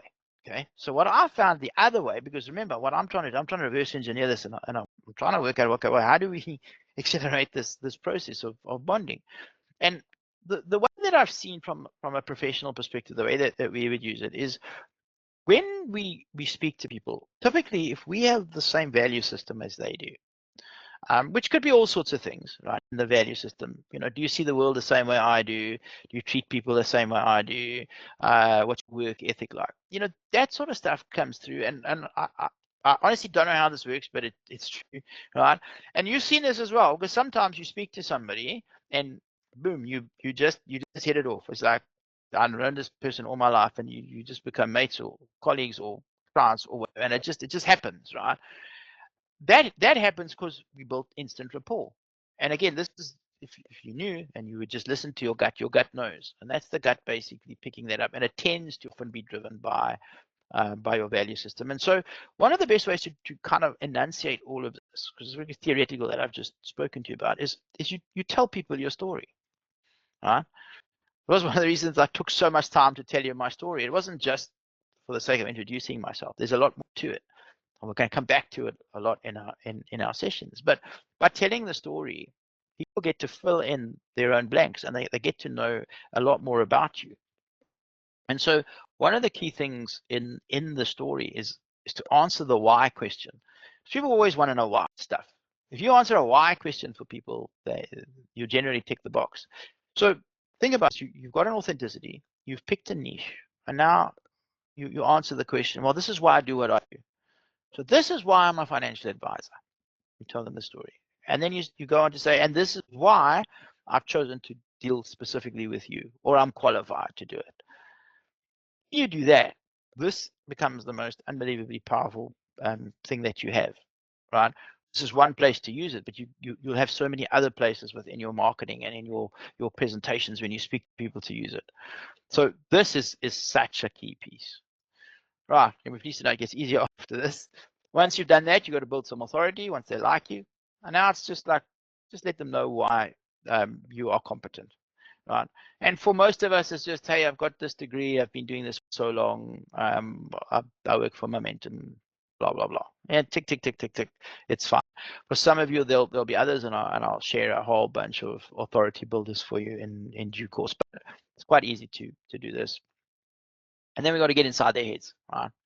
This also, again, this is sort of as I was saying to you a little bit earlier, if you can try to put yourself or your client, when you see things, put it through the client lens, this is what you want to do, is try to pretend you are them, get inside their head. Because if you can sort of enter the conversation that's already going on inside their minds. You know, this is that example of you being able to enunciate their problems better than they can.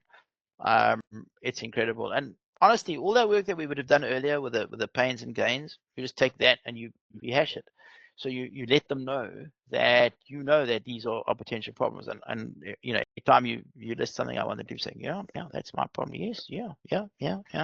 And then you say, oh, don't worry, I can help you solve it. And then you say, but you've got to have a call with me in order to find out how. Right? That's this piece, very, very powerful. And then we get to the last piece, which is the call to action. So this is a very important piece, and a lot of people don't always do this. But this is very critical. Whenever you're doing something in marketing, you must always have a call to action, which basically means you tell people exactly what you want them to do. Right? You call them to action. So it's like a command, right?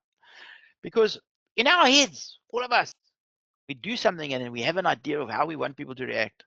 But if we don't tell them, then how are they supposed to know? If we don't tell them, they're not going to react. And when we do tell them, we better tell them how to get hold of us. Like, I cannot tell you how many people, even my first level connections on LinkedIn, I want to phone them. I cannot find a phone number because they didn't list it. There's no email address. There's nothing. Like, why are you on LinkedIn if you don't contact details for people to get hold of you? So put the contact details, because if people have gone through your about section and got to this point and they're thinking, yeah, you know what, I like this person. I resonate here. I think I'm going to accept this connection request and reach out. And if they're saying, okay, what's next? How do I get hold of you? The information must be there, right? And so that's why this is going to be the last piece. And you'll see here, over here, I actually have my profile's a bit different now from this example, but even now, I've got a calendar link. People book on my calendar without speaking to me, right? Weekly occurrence. People have just booked on my calendar because they've gone to my LinkedIn profile, they've read the profile, said, okay, this is like I want to speak to him. Book a call, done. No communication, no nothing, just book a call. End of story. Right? Wouldn't you like that? You don't even have to work hard. You just pitch up, oh, there's a call on Tuesday with Paul. Cool. Right? That's what happens when you do this thing properly. So when you do this, you go from being unknown, again, in your marketplace, right? In other words, with your niche, to being a total authority rock star. Don't need you to be an authority rock star to the whole of South Africa, just to the niche that you choose. But they must be the best in the world.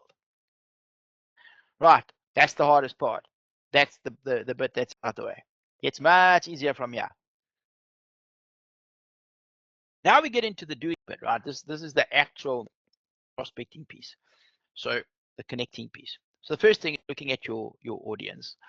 So the audience, remember, is essentially the person that you identified. So this is now us being able to go onto LinkedIn. So you might not fully appreciate this particular diagram. So let me explain this to you. So this is LinkedIn, right?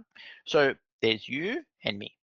So let's say that I connect with Virgil, right? So now Virgil is our first level connections. Then Virgil goes and he goes ahead and he connects with Chris. Okay, so Chris is now Virgil's first, but he's my second. Chris connects with Paul. Right. So now Paul is my third. And so it goes on. And that's it, right? It doesn't get further than this on LinkedIn. So LinkedIn says, it's a bit like network marketing, eh? You tell to people and they tell to people, but it only goes down to 3 levels. Or if you are a member of a group, right? Group members are also part of your network as long as you've been a member for 4 days or more. So when you look at this, you are trying to grow this network as huge as you can, right? And there's a very important reason for that. If somebody goes onto LinkedIn, let's say they go onto LinkedIn and they say financial advisor in Waterkloof, just as an example, that's what they're looking for. And you happen to be in Waterkloof, right? If that person is not in your network, in other words, if they are not a first, second, third degree connection or part of a group that you're in, you will not come up in the search. Simple as, right? LinkedIn, Sales Navigator will show you everybody. LinkedIn only show you the people in your network. So, rule number 1, build the biggest damn network you possibly can. That's rule number 1. But there's a caveat. only with the right people. Okay, don't just accept anybody from now on. Accept the people that you want to build your niche around. Why? Because guess who they know? Other people like them. So when you do all the other cool stuff that you do that Virg has taught you, right, to get referrals, etc., and maybe you post content and do stuff, guess what? It's going to go to exactly the right people. So that's rule one. Build it as big as you can, but very targeted with your niche. Now, the gold standard here is to increase the first level connections. This is very important. Here's why. 2 reasons. Number one, LinkedIn gives you the email address. Okay. When LinkedIn gives you the email address, now we can take them off the platform and we can email them. And as we saw earlier, and I gave you the quick intro, it's going to double, if not triple, the amount of leads that we can turn into appointments, which is quite significant. And also, we can also direct message people. So now we can use the LinkedIn platform to communicate. And this is not like email, right, that goes into spam. No. If I send you a message on LinkedIn, I know 100% you will get that message. And you will get it twice. So when you log into LinkedIn, you see the messages, it goes there, and LinkedIn will send you an email. And that email is not going into spam, let me tell you. Right? There is not an email service provider in the world that is putting a LinkedIn email into spam anywhere. Never happening in the history of the world. It will go in the inbox every single time. Right? And then somebody gets it in the inbox, says, oh, so-and-so wants to speak to me. I'll click on it and then it'll take them to the actual message on LinkedIn. Right? So this is key. This is the whole game with LinkedIn, is to get as many first level connections as you can that are part of your niche so that you can automatically grow second and third level connections to get a big network, right? And you just consistently do that day in, day out, and eventually you get the hockey stick in it and it blows, which is good. So that being said, right, how do we find these people? So I spent a bit of time earlier telling you about picking a niche and finding the right group of people. When you've done that, then you've got access to the LinkedIn filters, which then really allow you to do amazing things. So the basic LinkedIn filter, which is the account that obviously we all have, is a little bit limited. It's still very good, okay? It's still very, very good. For a free product, it's unbelievable. But it's not quite as good as Sales Navigator. So you can see where these X's are. These are the features we have access to. Sales Navigator obviously gives us a lot more. And these are the filters on the left, right? So we've got this group of filters, and depending on how you've identified your niche and how much detail you have about them, you can then use these various filters to find specifically those people. Because remember, you've created a sales page known as a LinkedIn profile specifically for them, right? Solving their problems with message, it's got specific messaging for them. Now your job is to go find just those people and send them to your profile. Okay, that's what we're doing here. So if we have a look at an example, so let's say I use the keyword filter, which is the first one here, and I'm looking for accountants. I'd simply type the word accountant, financial advisor, whatever it is in there, right? The next one is location. So that's the next question. Where do you want your people to be? So pre-COVID, we all wanted them to be close by. Post-COVID, they can be anywhere in South Africa. So you can target from South Africa. If you don't want South Africa, you can go provincial. So you can go Gauteng. No, don't want that. I want Johannesburg Metropole. No, I want Johannesburg. No, I want Edenvale. Right. So you can narrow it as much as you need to, which is amazing. And then if you look down here, but this is a Sales Navigator only feature. LinkedIn calls it the postal code filter. I call it the radius filter, because if you put in a postal code, right, of where you are, then you can select a radius around that.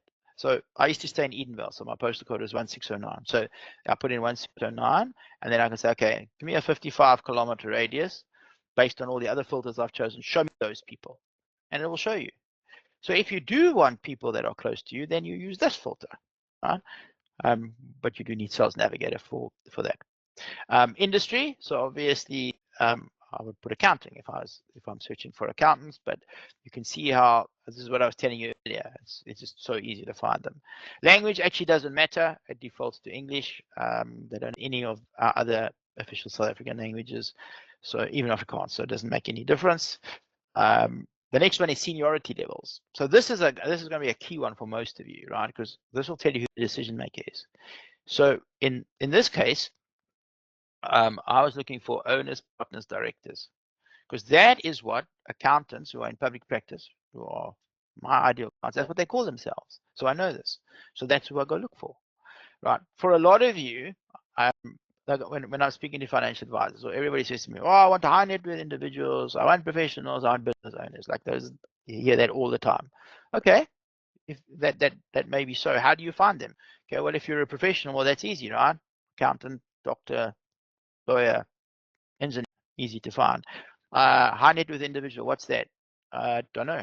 Well, let's make some assumptions. Okay, probably professionals that have been in business for a while.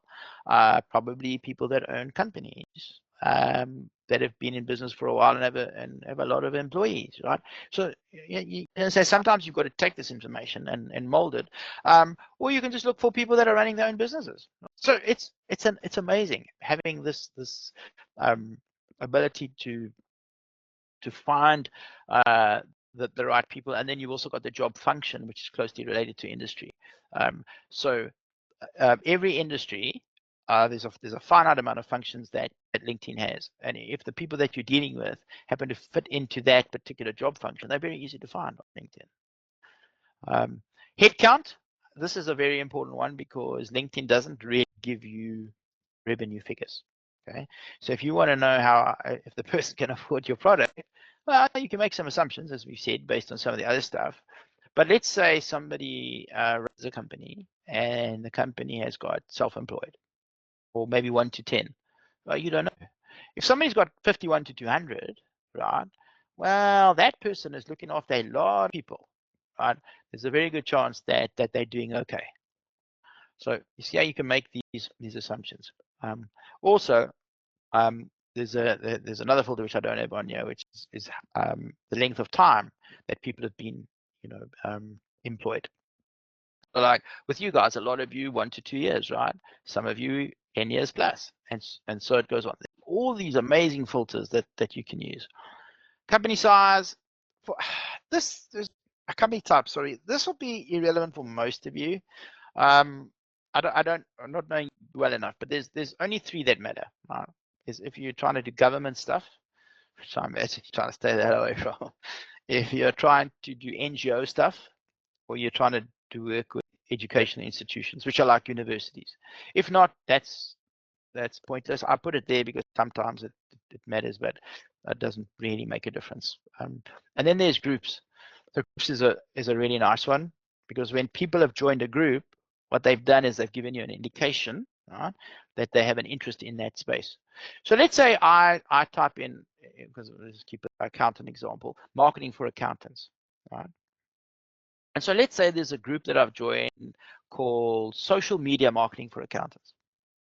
I go in there, anybody who's joined that group who's an accountant, right, is interested in social media, because that's why they joined the group. And for me, I know that it's not a big stretch to take them from being interested in social media to client generation.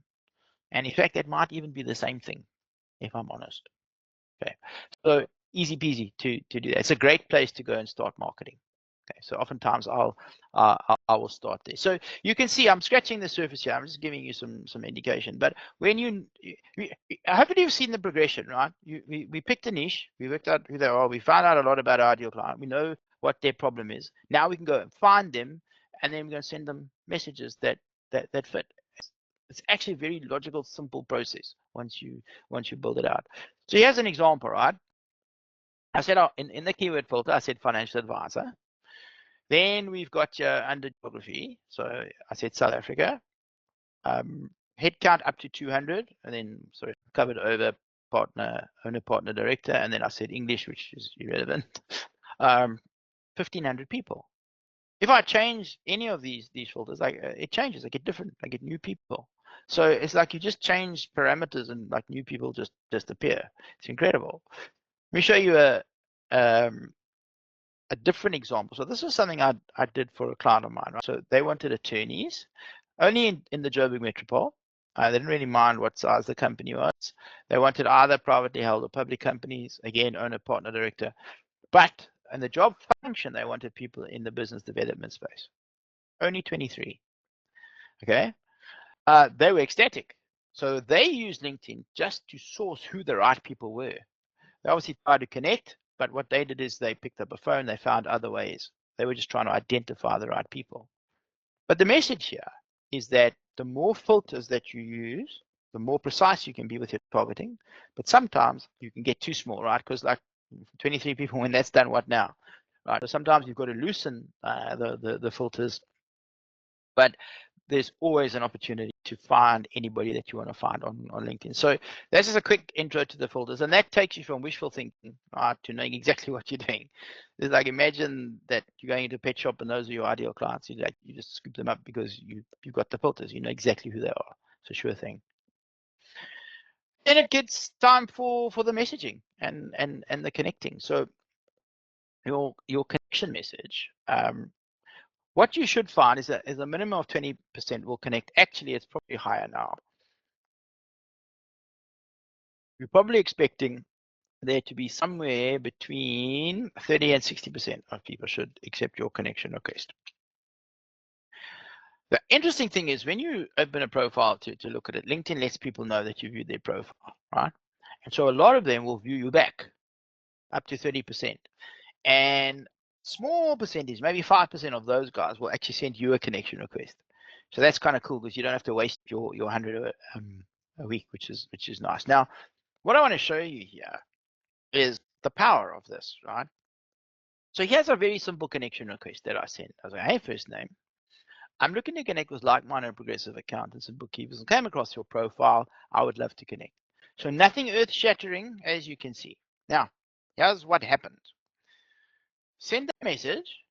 Person said, who's James? Looked at the profile, came back, accepted the connection request, and immediately sent me this message. Hi, James. I'm interested to know how your business model works. I'm interested in taking on new clients. All right. This is very typical of the type of message you will get. Obviously, yours will be different because you do something different to me.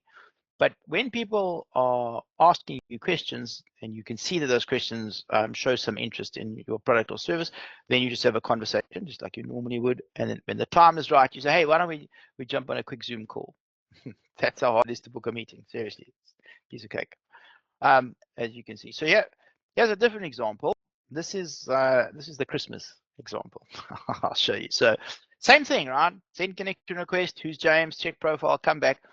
Person says, thank you very much for reaching out to me. The reason I've connected with you is due to the fact that my colleague and I have recently started our own little practice and we've had some difficulty sourcing clients. We currently have 2 clients, which we acquired through a mutual person. However, other methodologies used, such as Facebook marketing, have had little traction. So this is fantastic. Anytime somebody's giving you information, you know, right? And to me, the next sentence is the key one. We believe that someone with your wealth of experience and expertise could aid us with our struggles. I don't know this person from Adam. Only place they came to that conclusion was because of my profile. And then here's the Christmas part message. We'd really like to schedule a call with you in the near future, so we can have an in-depth conversation. All right. So you can see the profile is doing all the heavy lifting in this whole process. I'll stop here, but you can see there's the examples go on and on. Thanks for connecting. I'm looking for new clients, please. Right.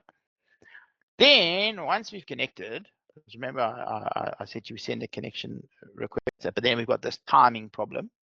Then we wait a bit and we send a follow-up message. We call it a welcome message. And really, it's just a message to thank people for connecting. It's like, thanks for connecting. Let me tell you a bit about myself. If I can ever help, let me know. That's it. No big deal, right? And so what's happening is we sent the connection request. And now we can also start emailing people. Right? The connection request, the thanks for connecting message, and now we can email people. So now we're talking on 2 channels. And, you know, this is just another example. But it's exactly the same thing as I kind of showed you before. It's just that I send one message, a connection message, nothing happened. I then send a second message, and on the second message, then something happened, right? That's just how it is. Remember, timing. And maybe they didn't read the profile properly the first time. Maybe they were busy. Now they get a second message. And they feel guilty, actually, because I've sent quite a nice, thoughtful message when I've said thank you for connecting. Like, oh, better see who this guy is. Oh, okay, actually, this is interesting. And then, you know, more questions to ask for meetings. All of these are to have meetings again. And you can see, you know, how much are your fees? Someone is asking you that, clearly they're interested, right? How do you charge? Where you based, etc., etc. So having these good messages in combination with a fantastic profile, what that now does is it turns you from a stranger into a confidant. Okay, so you're not their friend yet; they don't know you particularly well, but they can see what's going on. They see you online, and you know there's a little bit of confidence that's going on there. And so once you take those two things, and we look at our connection message, but typically.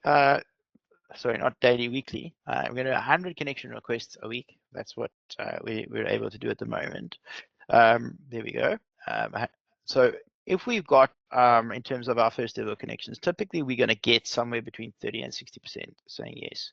That'll typically generate 3 to 5 appointments a week when you get the whole system going, which is kind of cool, right? It's just something you just do over and over and over. Then we send a welcome email. So now we're emailing them as well as talking to them on LinkedIn. And now what happens is it takes a system that's working well, in other words, just LinkedIn, that turbocharges it. And so now you get 2 to 3x the amount of appointments that you would get, which is awesome. And then the last bit is just to get the meeting, right? Because you've done all the hard work now. So the first part is to follow up. That's your biggest enemy. I'm busy. Right? That's the timing issue. It's not that he doesn't want to talk to you. It's just I'm too busy to talk to you right now. So here's the game. Here's the whole strategy, right? Get the meeting. That's all we want. We want a foot in the door, right? That's all we want. Just give us the time, talk to you, and then we can help you out. So remember, we've got 2 options. The first one is we connected on LinkedIn. We've sent a message. Maybe we've sent a thanks for connecting message. Same thing on email. Now, maybe we create a little sequence. So maybe there's 4 emails in the sequence, right? Maybe a week apart. And what we're doing is we're trying to overcome that timing issue.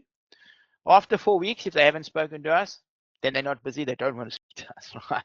We get that. That's fine. But a lot of people will actually respond. And we can do the same on LinkedIn, right? We can send a bunch of different messages on LinkedIn. And every one of these messages has got only one job, is to get them onto a meeting with you, right?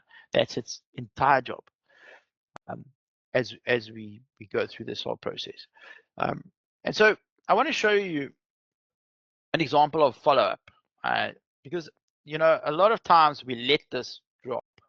And whether you're doing it on LinkedIn or otherwise, it's crucial to have the right system in place that you don't drop a lead. So this was actually just before COVID, and you can see December of 2019. So this was before I'd published the book. So I'm furiously sending out my connection requests. So I keep going, sending the connection requests.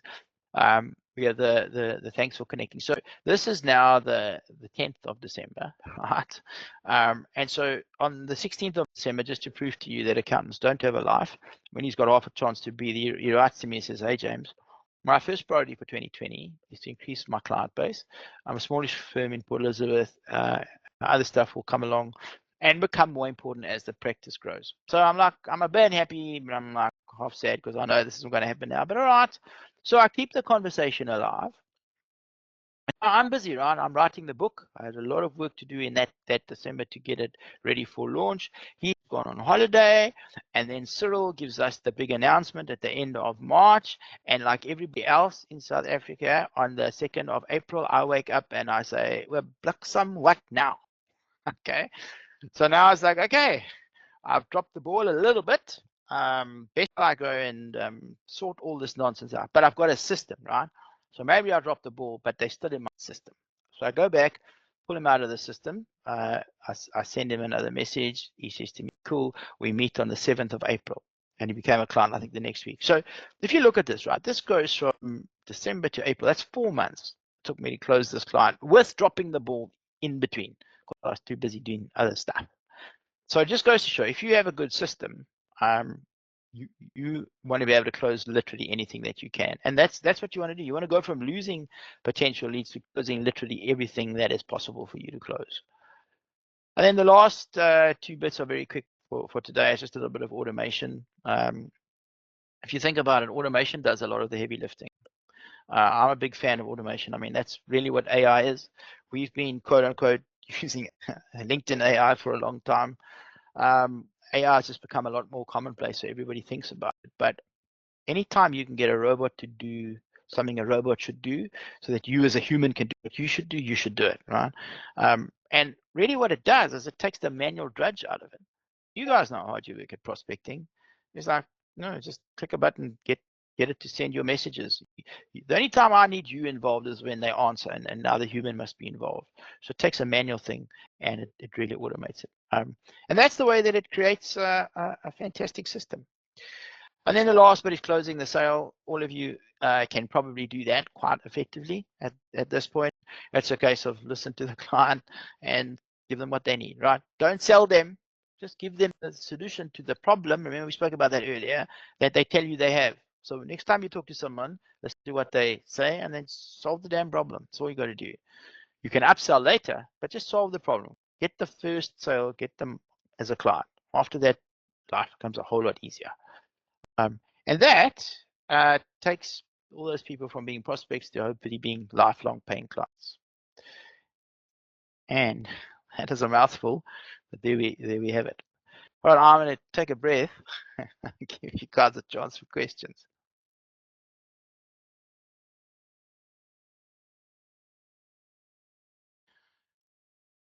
I move this across.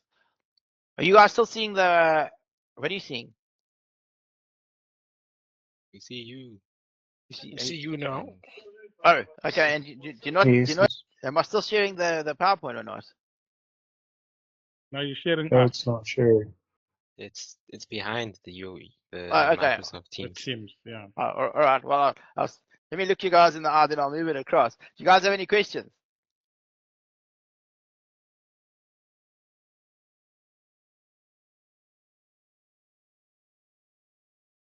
Okay, I either scared the living daylights out of you. All right, did a really good job. One of the two. Come on, guys. Any question? Any comment?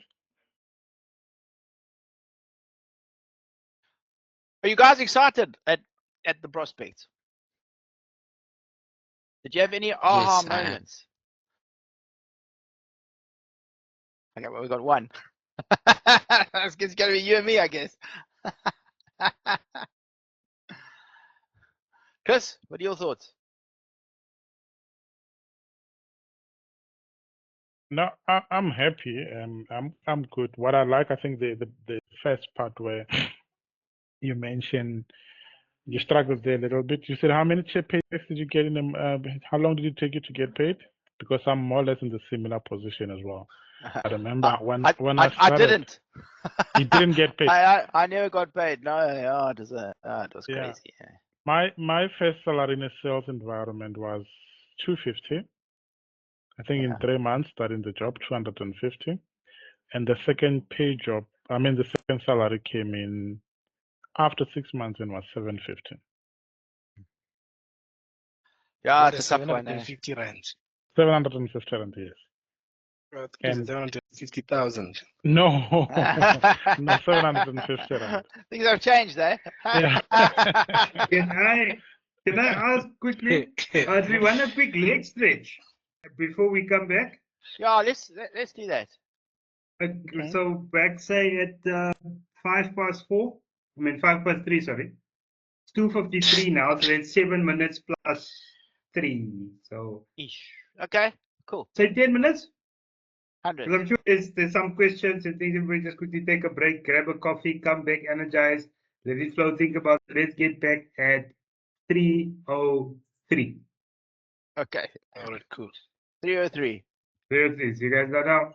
All right. Thanks, James. I'm gonna pause the recording so long, eh? Okay, cool.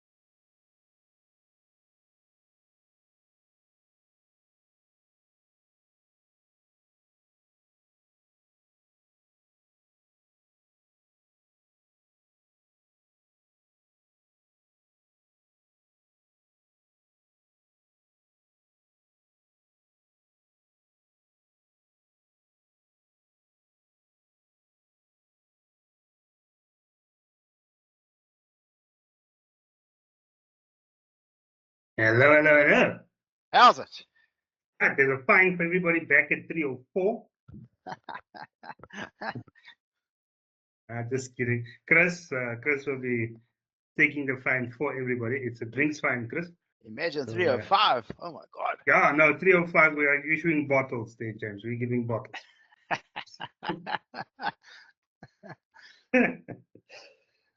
Okay, back to you, James. All right, so I don't know if you want to check in with everybody so far. How are you? Any questions? The chat group, people have just been basically, doing body stuff. Welcome back, everybody. Any questions? Kermit, how do you feel about this? Pumped up, fired up? Can you do it? Type in the chat. I'm good to go. I'm here. If you feel that you got this. Any questions, Mr. Technical? Ask your question. The time is now. I know he's going to phone me after this. He's going to go, Mr. Verl, I just want to ask a question. James is here. Ask him. Oh, James, what do you use to make your background photo, your background photo on LinkedIn? Yeah. Just Canva. Canva or somebody else. It's like, yeah, I'm not, graphic design is not my big strength. I always say if there's a spot you're not good at, just get somebody else who needs to do it. But Canva, yeah, easiest thing out there. Okay, Nkata. All right, you're so busy getting mates. Go for it. Go for it. James, get Oh, a no. you're going to find out. His looks are deceiving. There's him looking so quiet and no. Highly analytical, highly technical young gentleman. So, yeah. Go for it. The floor is yours. Yeah, no, look, I wanted to say to, oh, okay, was it yours, man? Oh no, Nkata, you can go ahead. Yeah. No, I was saying to James, this whole thing is very interesting. The only thing that I'm worried about we on my side is that directing message that I need to put there, because even during the break, I'm trying to think how can I put messages like your messages, and yeah, I can't come up with a nice one. So that's my only worry. It's nothing to worry about. That's the whole point of going through a program. So what you find is, in fact, as I showed it to you, is exactly how it happens, right? We're going in exactly the order that I showed you. There's nothing strange about it, and it's done in a very specific way. So what we sort of realized is that the first part, you have to just get the strategic stuff out the way. Once you know that stuff, right, and you're ready to put your head around it, the rest of it almost writes itself.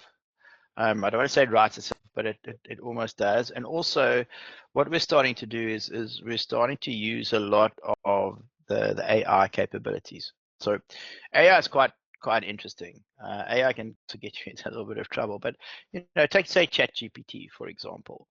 There's a lot that we can do with ChatGPT, which can help us.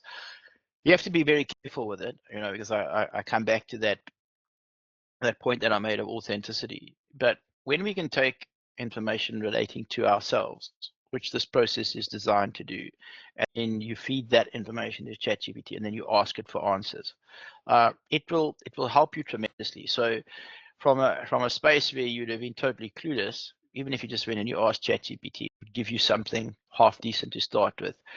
Generally, it still needs a bit of tweaking, but at least you've got some ideas. But yeah, I wouldn't worry about it too much right now.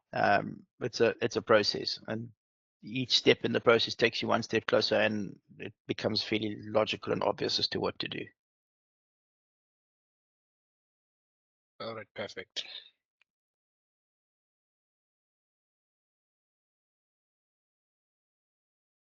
It doesn't look like we got too many questions. Hopefully we did a good job. Now we gotta sort of like solicit the questions. Paul, are you still feeling like a student? Very much so. Okay, but the student of? No, I'm taking everything in, Virg. You know, with technology, you don't have to rush things. You just need to make sure you're doing the right thing. So I'm still on point. James, do you want to tell him or shall I tell him? You tell him. Done is better than perfect, Paul. If you're going to be struggling to try and do the right thing, next year, this time, you and I will be having the very same conversation. Get what I'm saying? So take that down. Done is better than perfect. Initially, I used to quote James, but I've said it over so many times, I just use it now freely. But it is originally, you found the original source of done is better than perfect. Yeah. Also, you know, like things change so fast now that sometimes and you're gonna do stuff and it's not gonna work. Happens to me as well. It's very frustrating, but every time you do something, you'll learn. And the more knowledge you have, the easier it is to learn and to understand and to tweak and to adapt. And sometimes you'll create a message that works for a while and then it stops working. And you have to adapt and change. So the sooner you start, the better it is. That's really the point. And you know, sometimes it's get something that's half baked out there rather than something that's complete.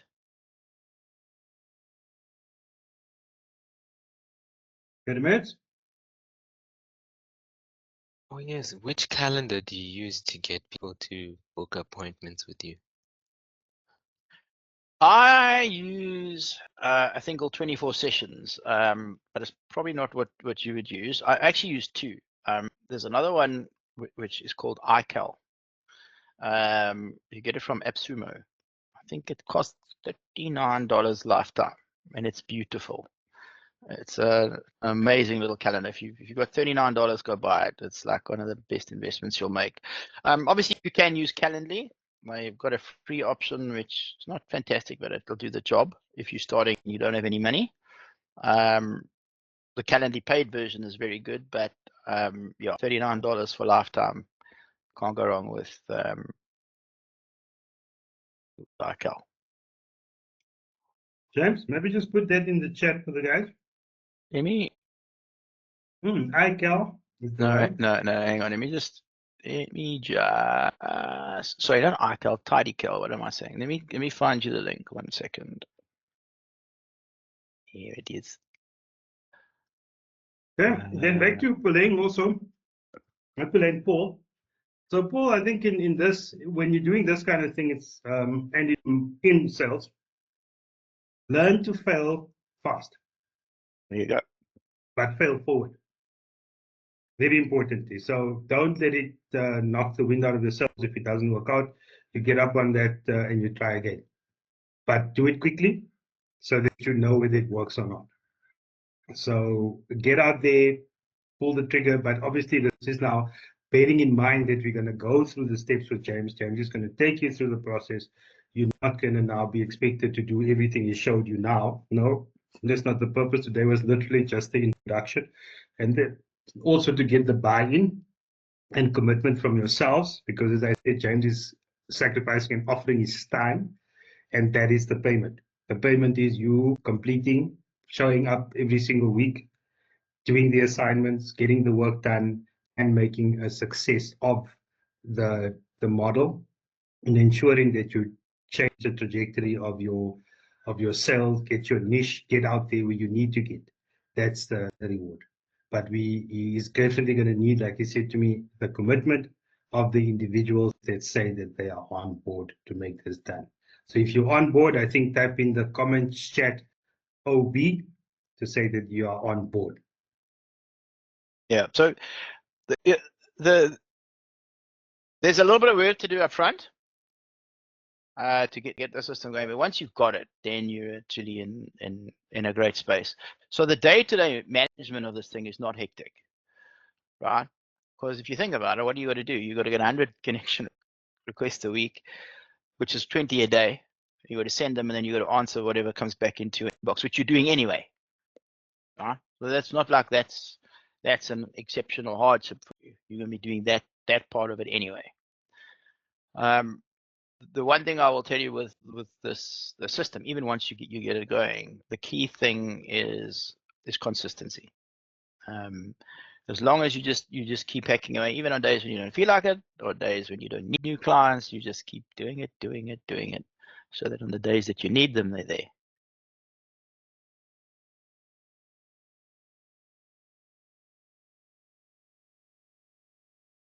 I think the one thing, James, that everybody sort of understands is that prospecting forms part of your daily activity.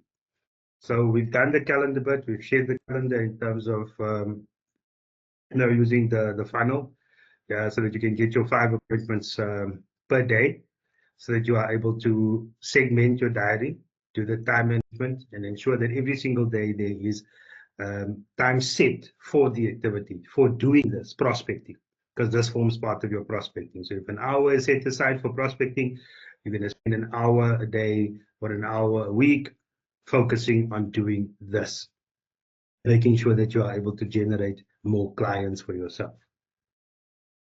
Okay, so now the next obvious question is, what's going to be the best time, Mondays or Friday during this time slot?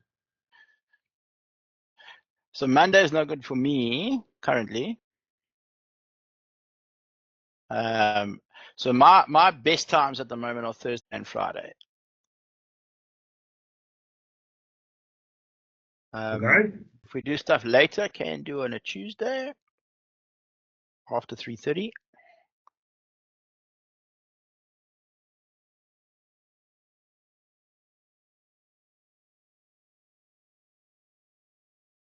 Please type in the chat.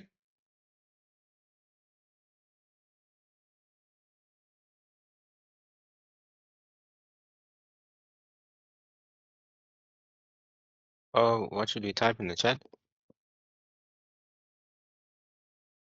When would be an ideal time to do sessions? So what I should show you, let me show you what this looks like. Oh,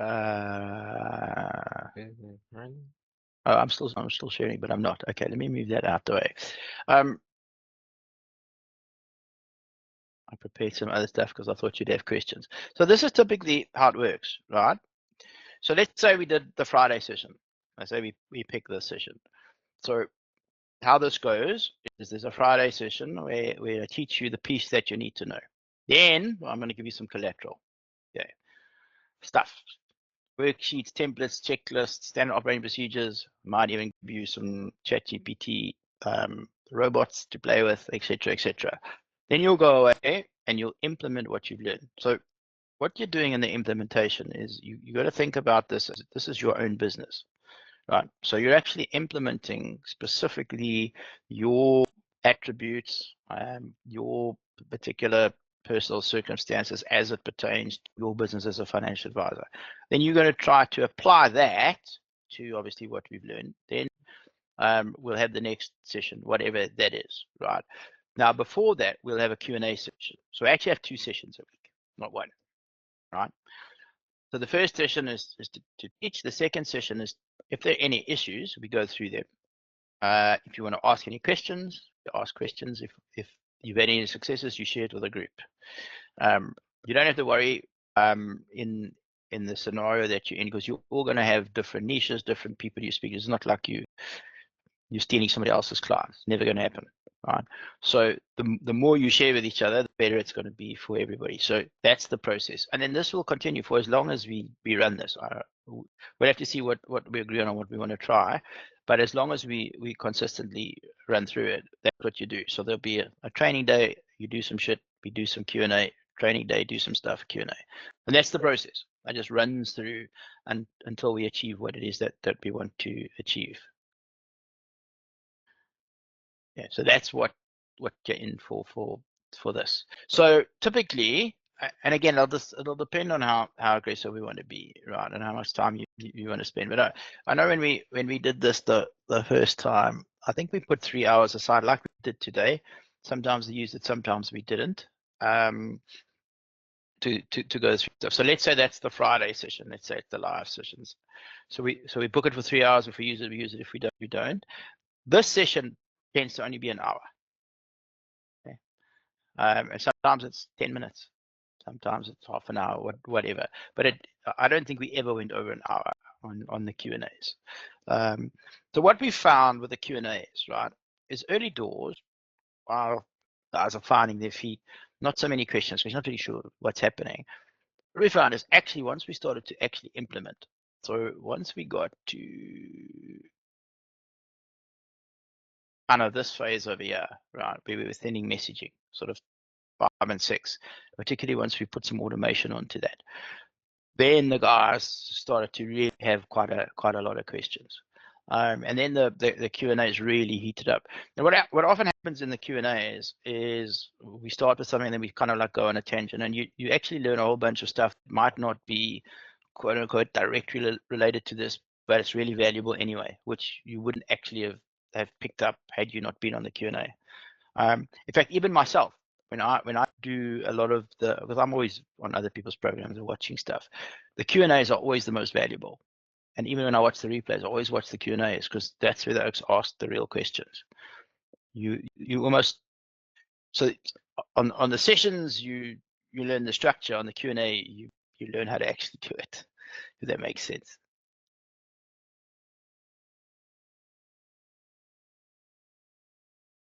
All right. Okay, I have a question, James. Yes. So the group is relatively agile enough to maybe squeeze in some one-on-ones.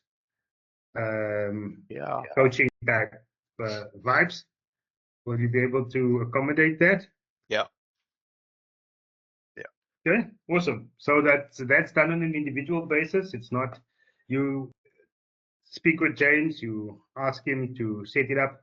If he needs to invite me, then I will sit in to give some insights in terms of best practices and what works.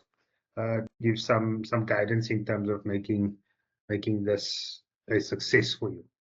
But it's not your traditional one-on-one. It's literally a one-on-one that speaks to what you would like your marketing strategy from a digital / LinkedIn perspective to look like, and what that segment would ultimately generate for you as a financial advisor / entrepreneur in terms of your business.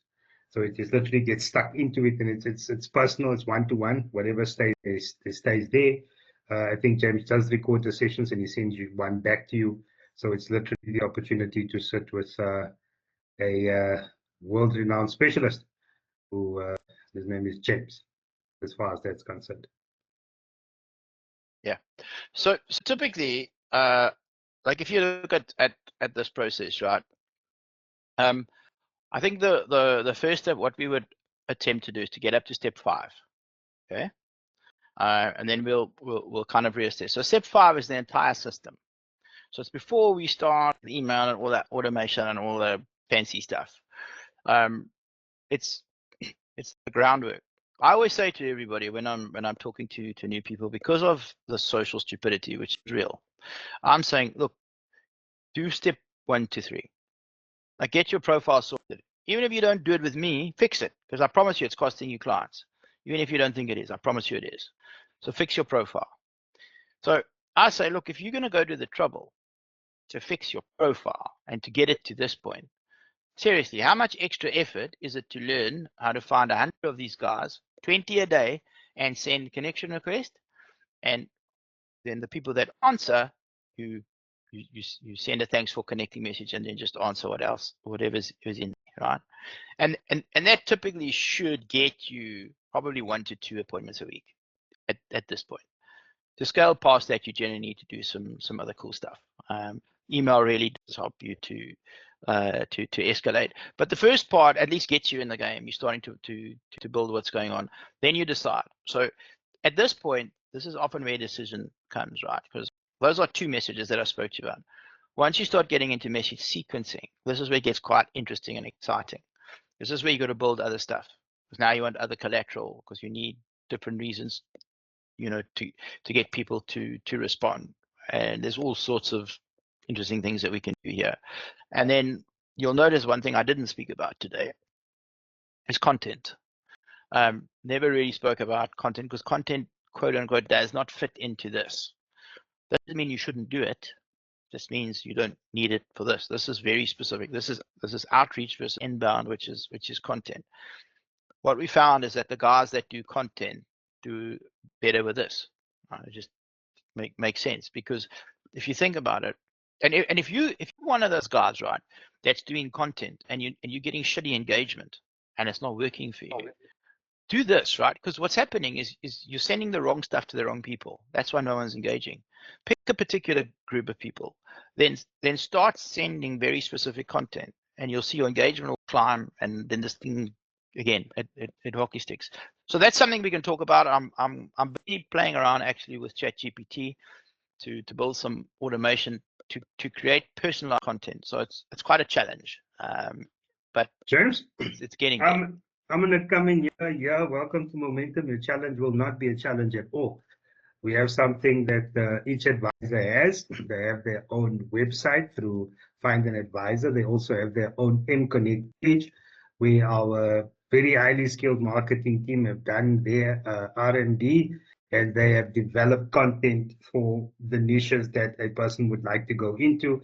I think it's merely just a question of you giving them some guidance in terms of which one to pick and which one to send and when to send it. So it's already shaped, it's very personalized, it's very bespoke, it's specific in terms of speaking to the value proposition. It also helps to ensure that you land with all the right stuff in the right place to be able to take it to the next level. But to your point, it is that link of getting in front of that audience and sending the right message to them at the time.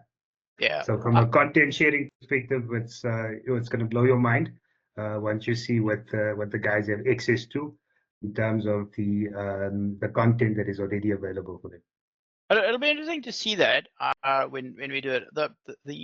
The comment I would make, sight unseen, so take this from whence it comes, is typically when the guys are creating content, what I find in these types of scenarios is that the company obviously has a brand building element to it.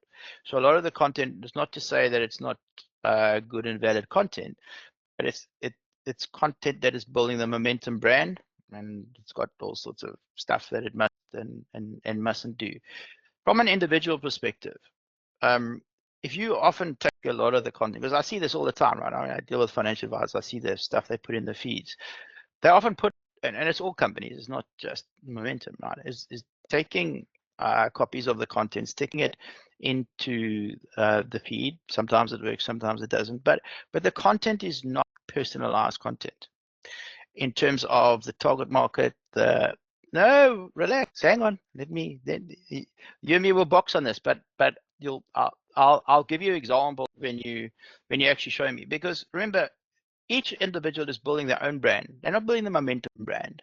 Momentum's coming along for the ride, because each of these people, all right, is an individual who's building their own business. That's how you need to think about this. Okay, I'm not dissing Momentum, but I'm saying from the perspective of what we're doing with this group of people, each of them needs to build their own business. Big Brother is there, so what that does mean is you can't go fuck around, excuse the French, and do whatever you want, put crazy stuff on. You can't go mess around with the logo. You can't do any of that stuff, right? And if you're going to use the Momentum stuff, you've got to be respectful, and you can use it.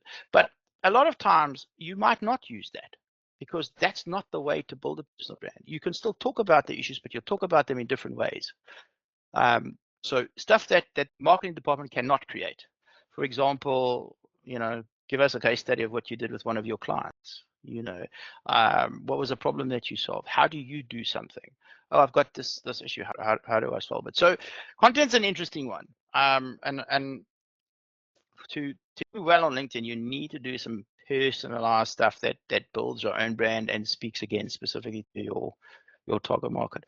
So I suspect it'll be a little bit different, but I'm happy to have this conversation with you again when you show me some stuff and I say give it to me and I rewrite it for you. We can't wait to surprise you. We're gonna blow your mind. And that's what's so exciting about bringing these two worlds together, because I think the competitive advantage immediately for any besides financial advisor with Momentum is the sense that there is a huge marketing department behind them to help them with that stuff. Even the story for your client, they can take through and say, please write this for me in a way that you know it's going to hit the right demographic based on your research. And so it's phenomenal. That's besides the stock content which is there and the opinion pieces and everything. So it's definitely, I can't wait for you to be wowed. And I think it's all going to be exciting when you do that one-on-one coaching with them. And I was just saying there that sight unseen, that is Nicholas Shea, likes to use that one, and he's from Love is Blind. Okay, it wasn't quite in that context, but okay. Yeah, but it'll be interesting. But you see, that's the sort of stuff that starts to become important around about here, right? Like 5 and 6, because it's all very well to send 2 messages and get meetings, but the question is, okay, I've sent 2 messages, I got no response. Now what? That's now where you have to go do something, right? Because in there'll be people that are not interested, sure, but there are people that are interested, and somebody who's not interested today, their circumstances change tomorrow, next week, next year. That happens all the time, okay?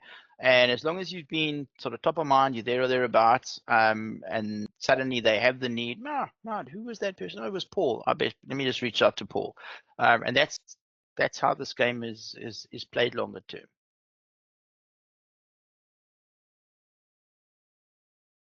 Okay, all right. I see you. Okay, so we are there now. It seems that we've got Thursday. Thursday is the day locked in. It's merely now just sending out invite. The list is the list as per the invite list that's attached, James, to this particular one. So when you do send out the request for people to join the meeting, that will be that, unless you want us to run it from us coordinating it and setting it up in everybody's calendar, so you could have then your consistent recordings. Alternatively, you can set it up from your side, but that will be the list that we'll go through. But we can talk about that afterwards, which is going to be better from a logistical point of view. And then the time, I don't remember if you guys agreed on a specific time, and then the length or duration of each session. All right, so I'll have to give you the sort of times I've got available. So depending on, if you want to do it a little bit later, I finish on Thursday. My Thursday commitments won't be for much longer. I finish at technically 4:30. I could finish at 4. So if you wanted to do something, you could do 4 to 7. Otherwise, we're gonna have to do something a little earlier. And I'll have to, actually a little earlier it might be an issue for next week, but not after that. From the 30th, we can pick a time. So if we were going to do 3 hours, I would say from 12 o'clock onwards. If we did say 12 to 3. Guys, 12 to 3. Thumbs up if it works. So it's a Thursday, every Thursday, 12 to 3. So that means that your calendar or diary for the week is then, that's your prospecting. So you have 3 hours that you'll be doing your prospecting, your marketing, your connecting, you'll be growing your new client base, utilizing that time for that purpose. And going forward as well, once the sessions are completed, that remains your time in which you do your planning, which actually fits perfectly because it's towards the end of the week. You also then have an indication of what your next week will look like in terms of prospective clients, new and or clients that you are seeing for the second time. And you also are able to take stock on what has worked for the week up to that point. So I think it works. So how many people do you think will be on the actual course? Because it didn't seem like you got everybody on today. No. So we've got some apologies. So there's 1, 2, 3, 4, 5, 6, 7 additional people. So we're looking close to 18. Okay. All right. We'll assume a few will fall out. That's going to be a really good size group.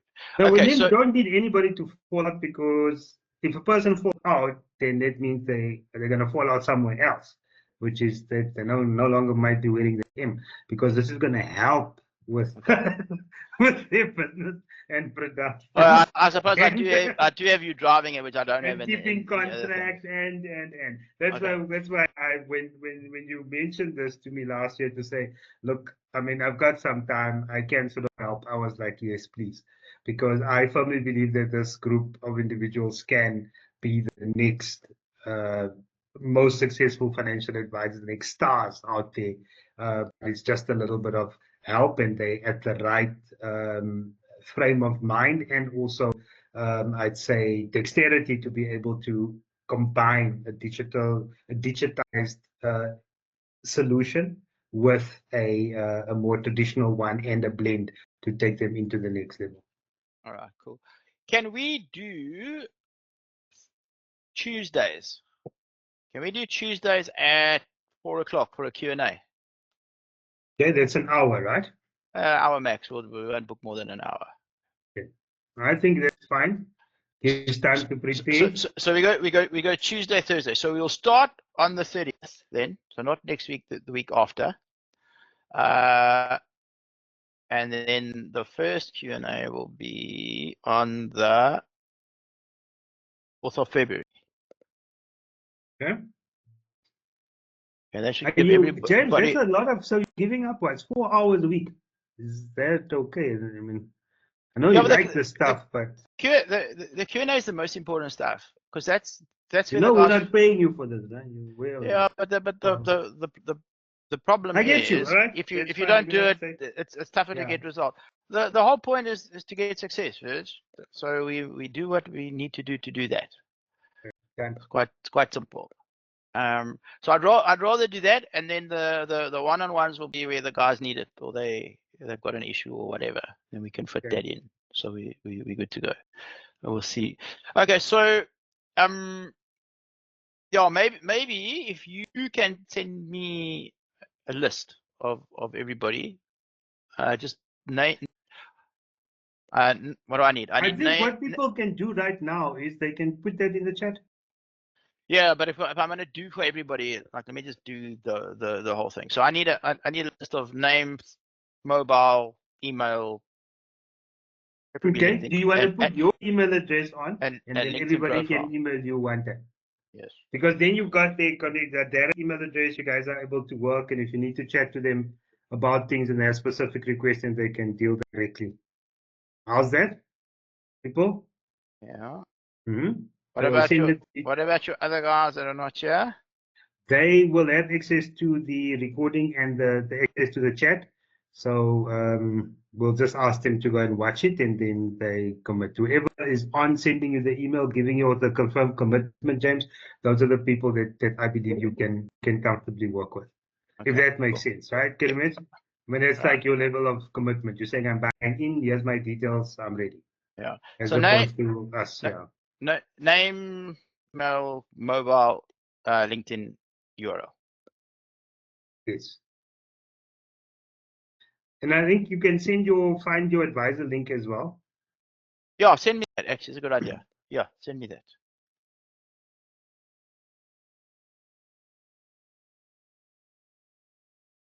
Okay, so whoever gets whoever's response, then you know, good. This is my audience.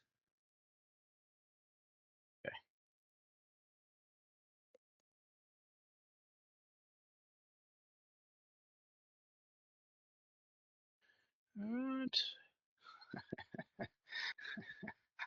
Love is blind. Yes.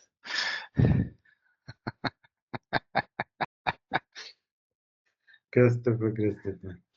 No, it's good. We like this. And put their production as well. The commitment to the number of millions and the number of investors and number of appointments as well.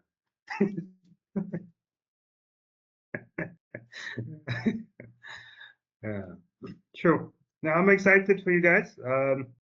Yeah, I've personally sat and been witness to how this has changed people's businesses. Yeah, it's just a consistency thing, guys. Hmm. It's a pain in the ass to set it up. I'll be honest. There's a bit of work to do.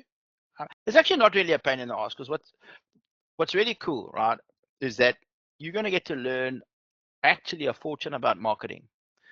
And not only do you get to learn about marketing, but you get to learn about marketing in the context of your own business, which a lot of people don't get to do. So there's no theoretical crap.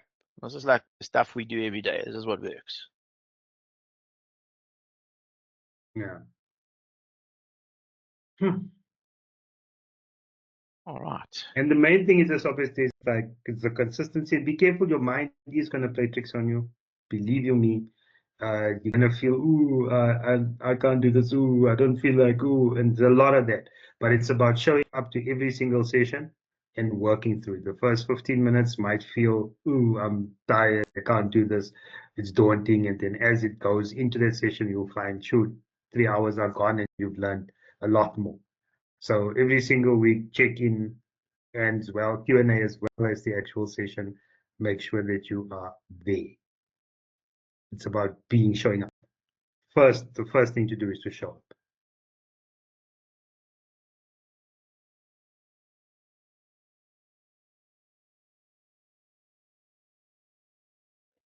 All right. Reckon that's all we need for now, unless there's anything else. You don't need anything to pitch for the first session. You just arrive. Bring yourself. What I might do, what I might do is send you guys a questionnaire just to give me information about yourselves, just sort of to prepare, just for you to think about. It's nothing earth shattering, and it'll help you. Firstly, give me a bit of a sense of what the group looks like, what we need to deal with, and it will help you a little bit later on as we get more into it. I might do that.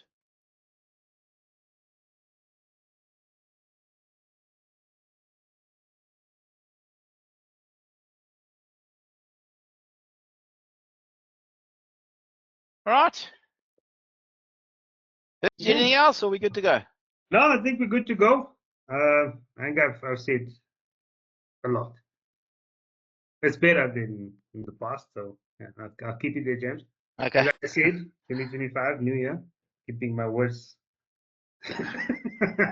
Yes. I think Chris laughing at you. Chris is laughing.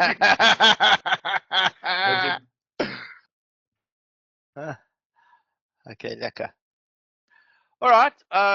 I'll wait for the emails. I'll draft something and shoot it out to everybody, and then Thursday, the 30th. So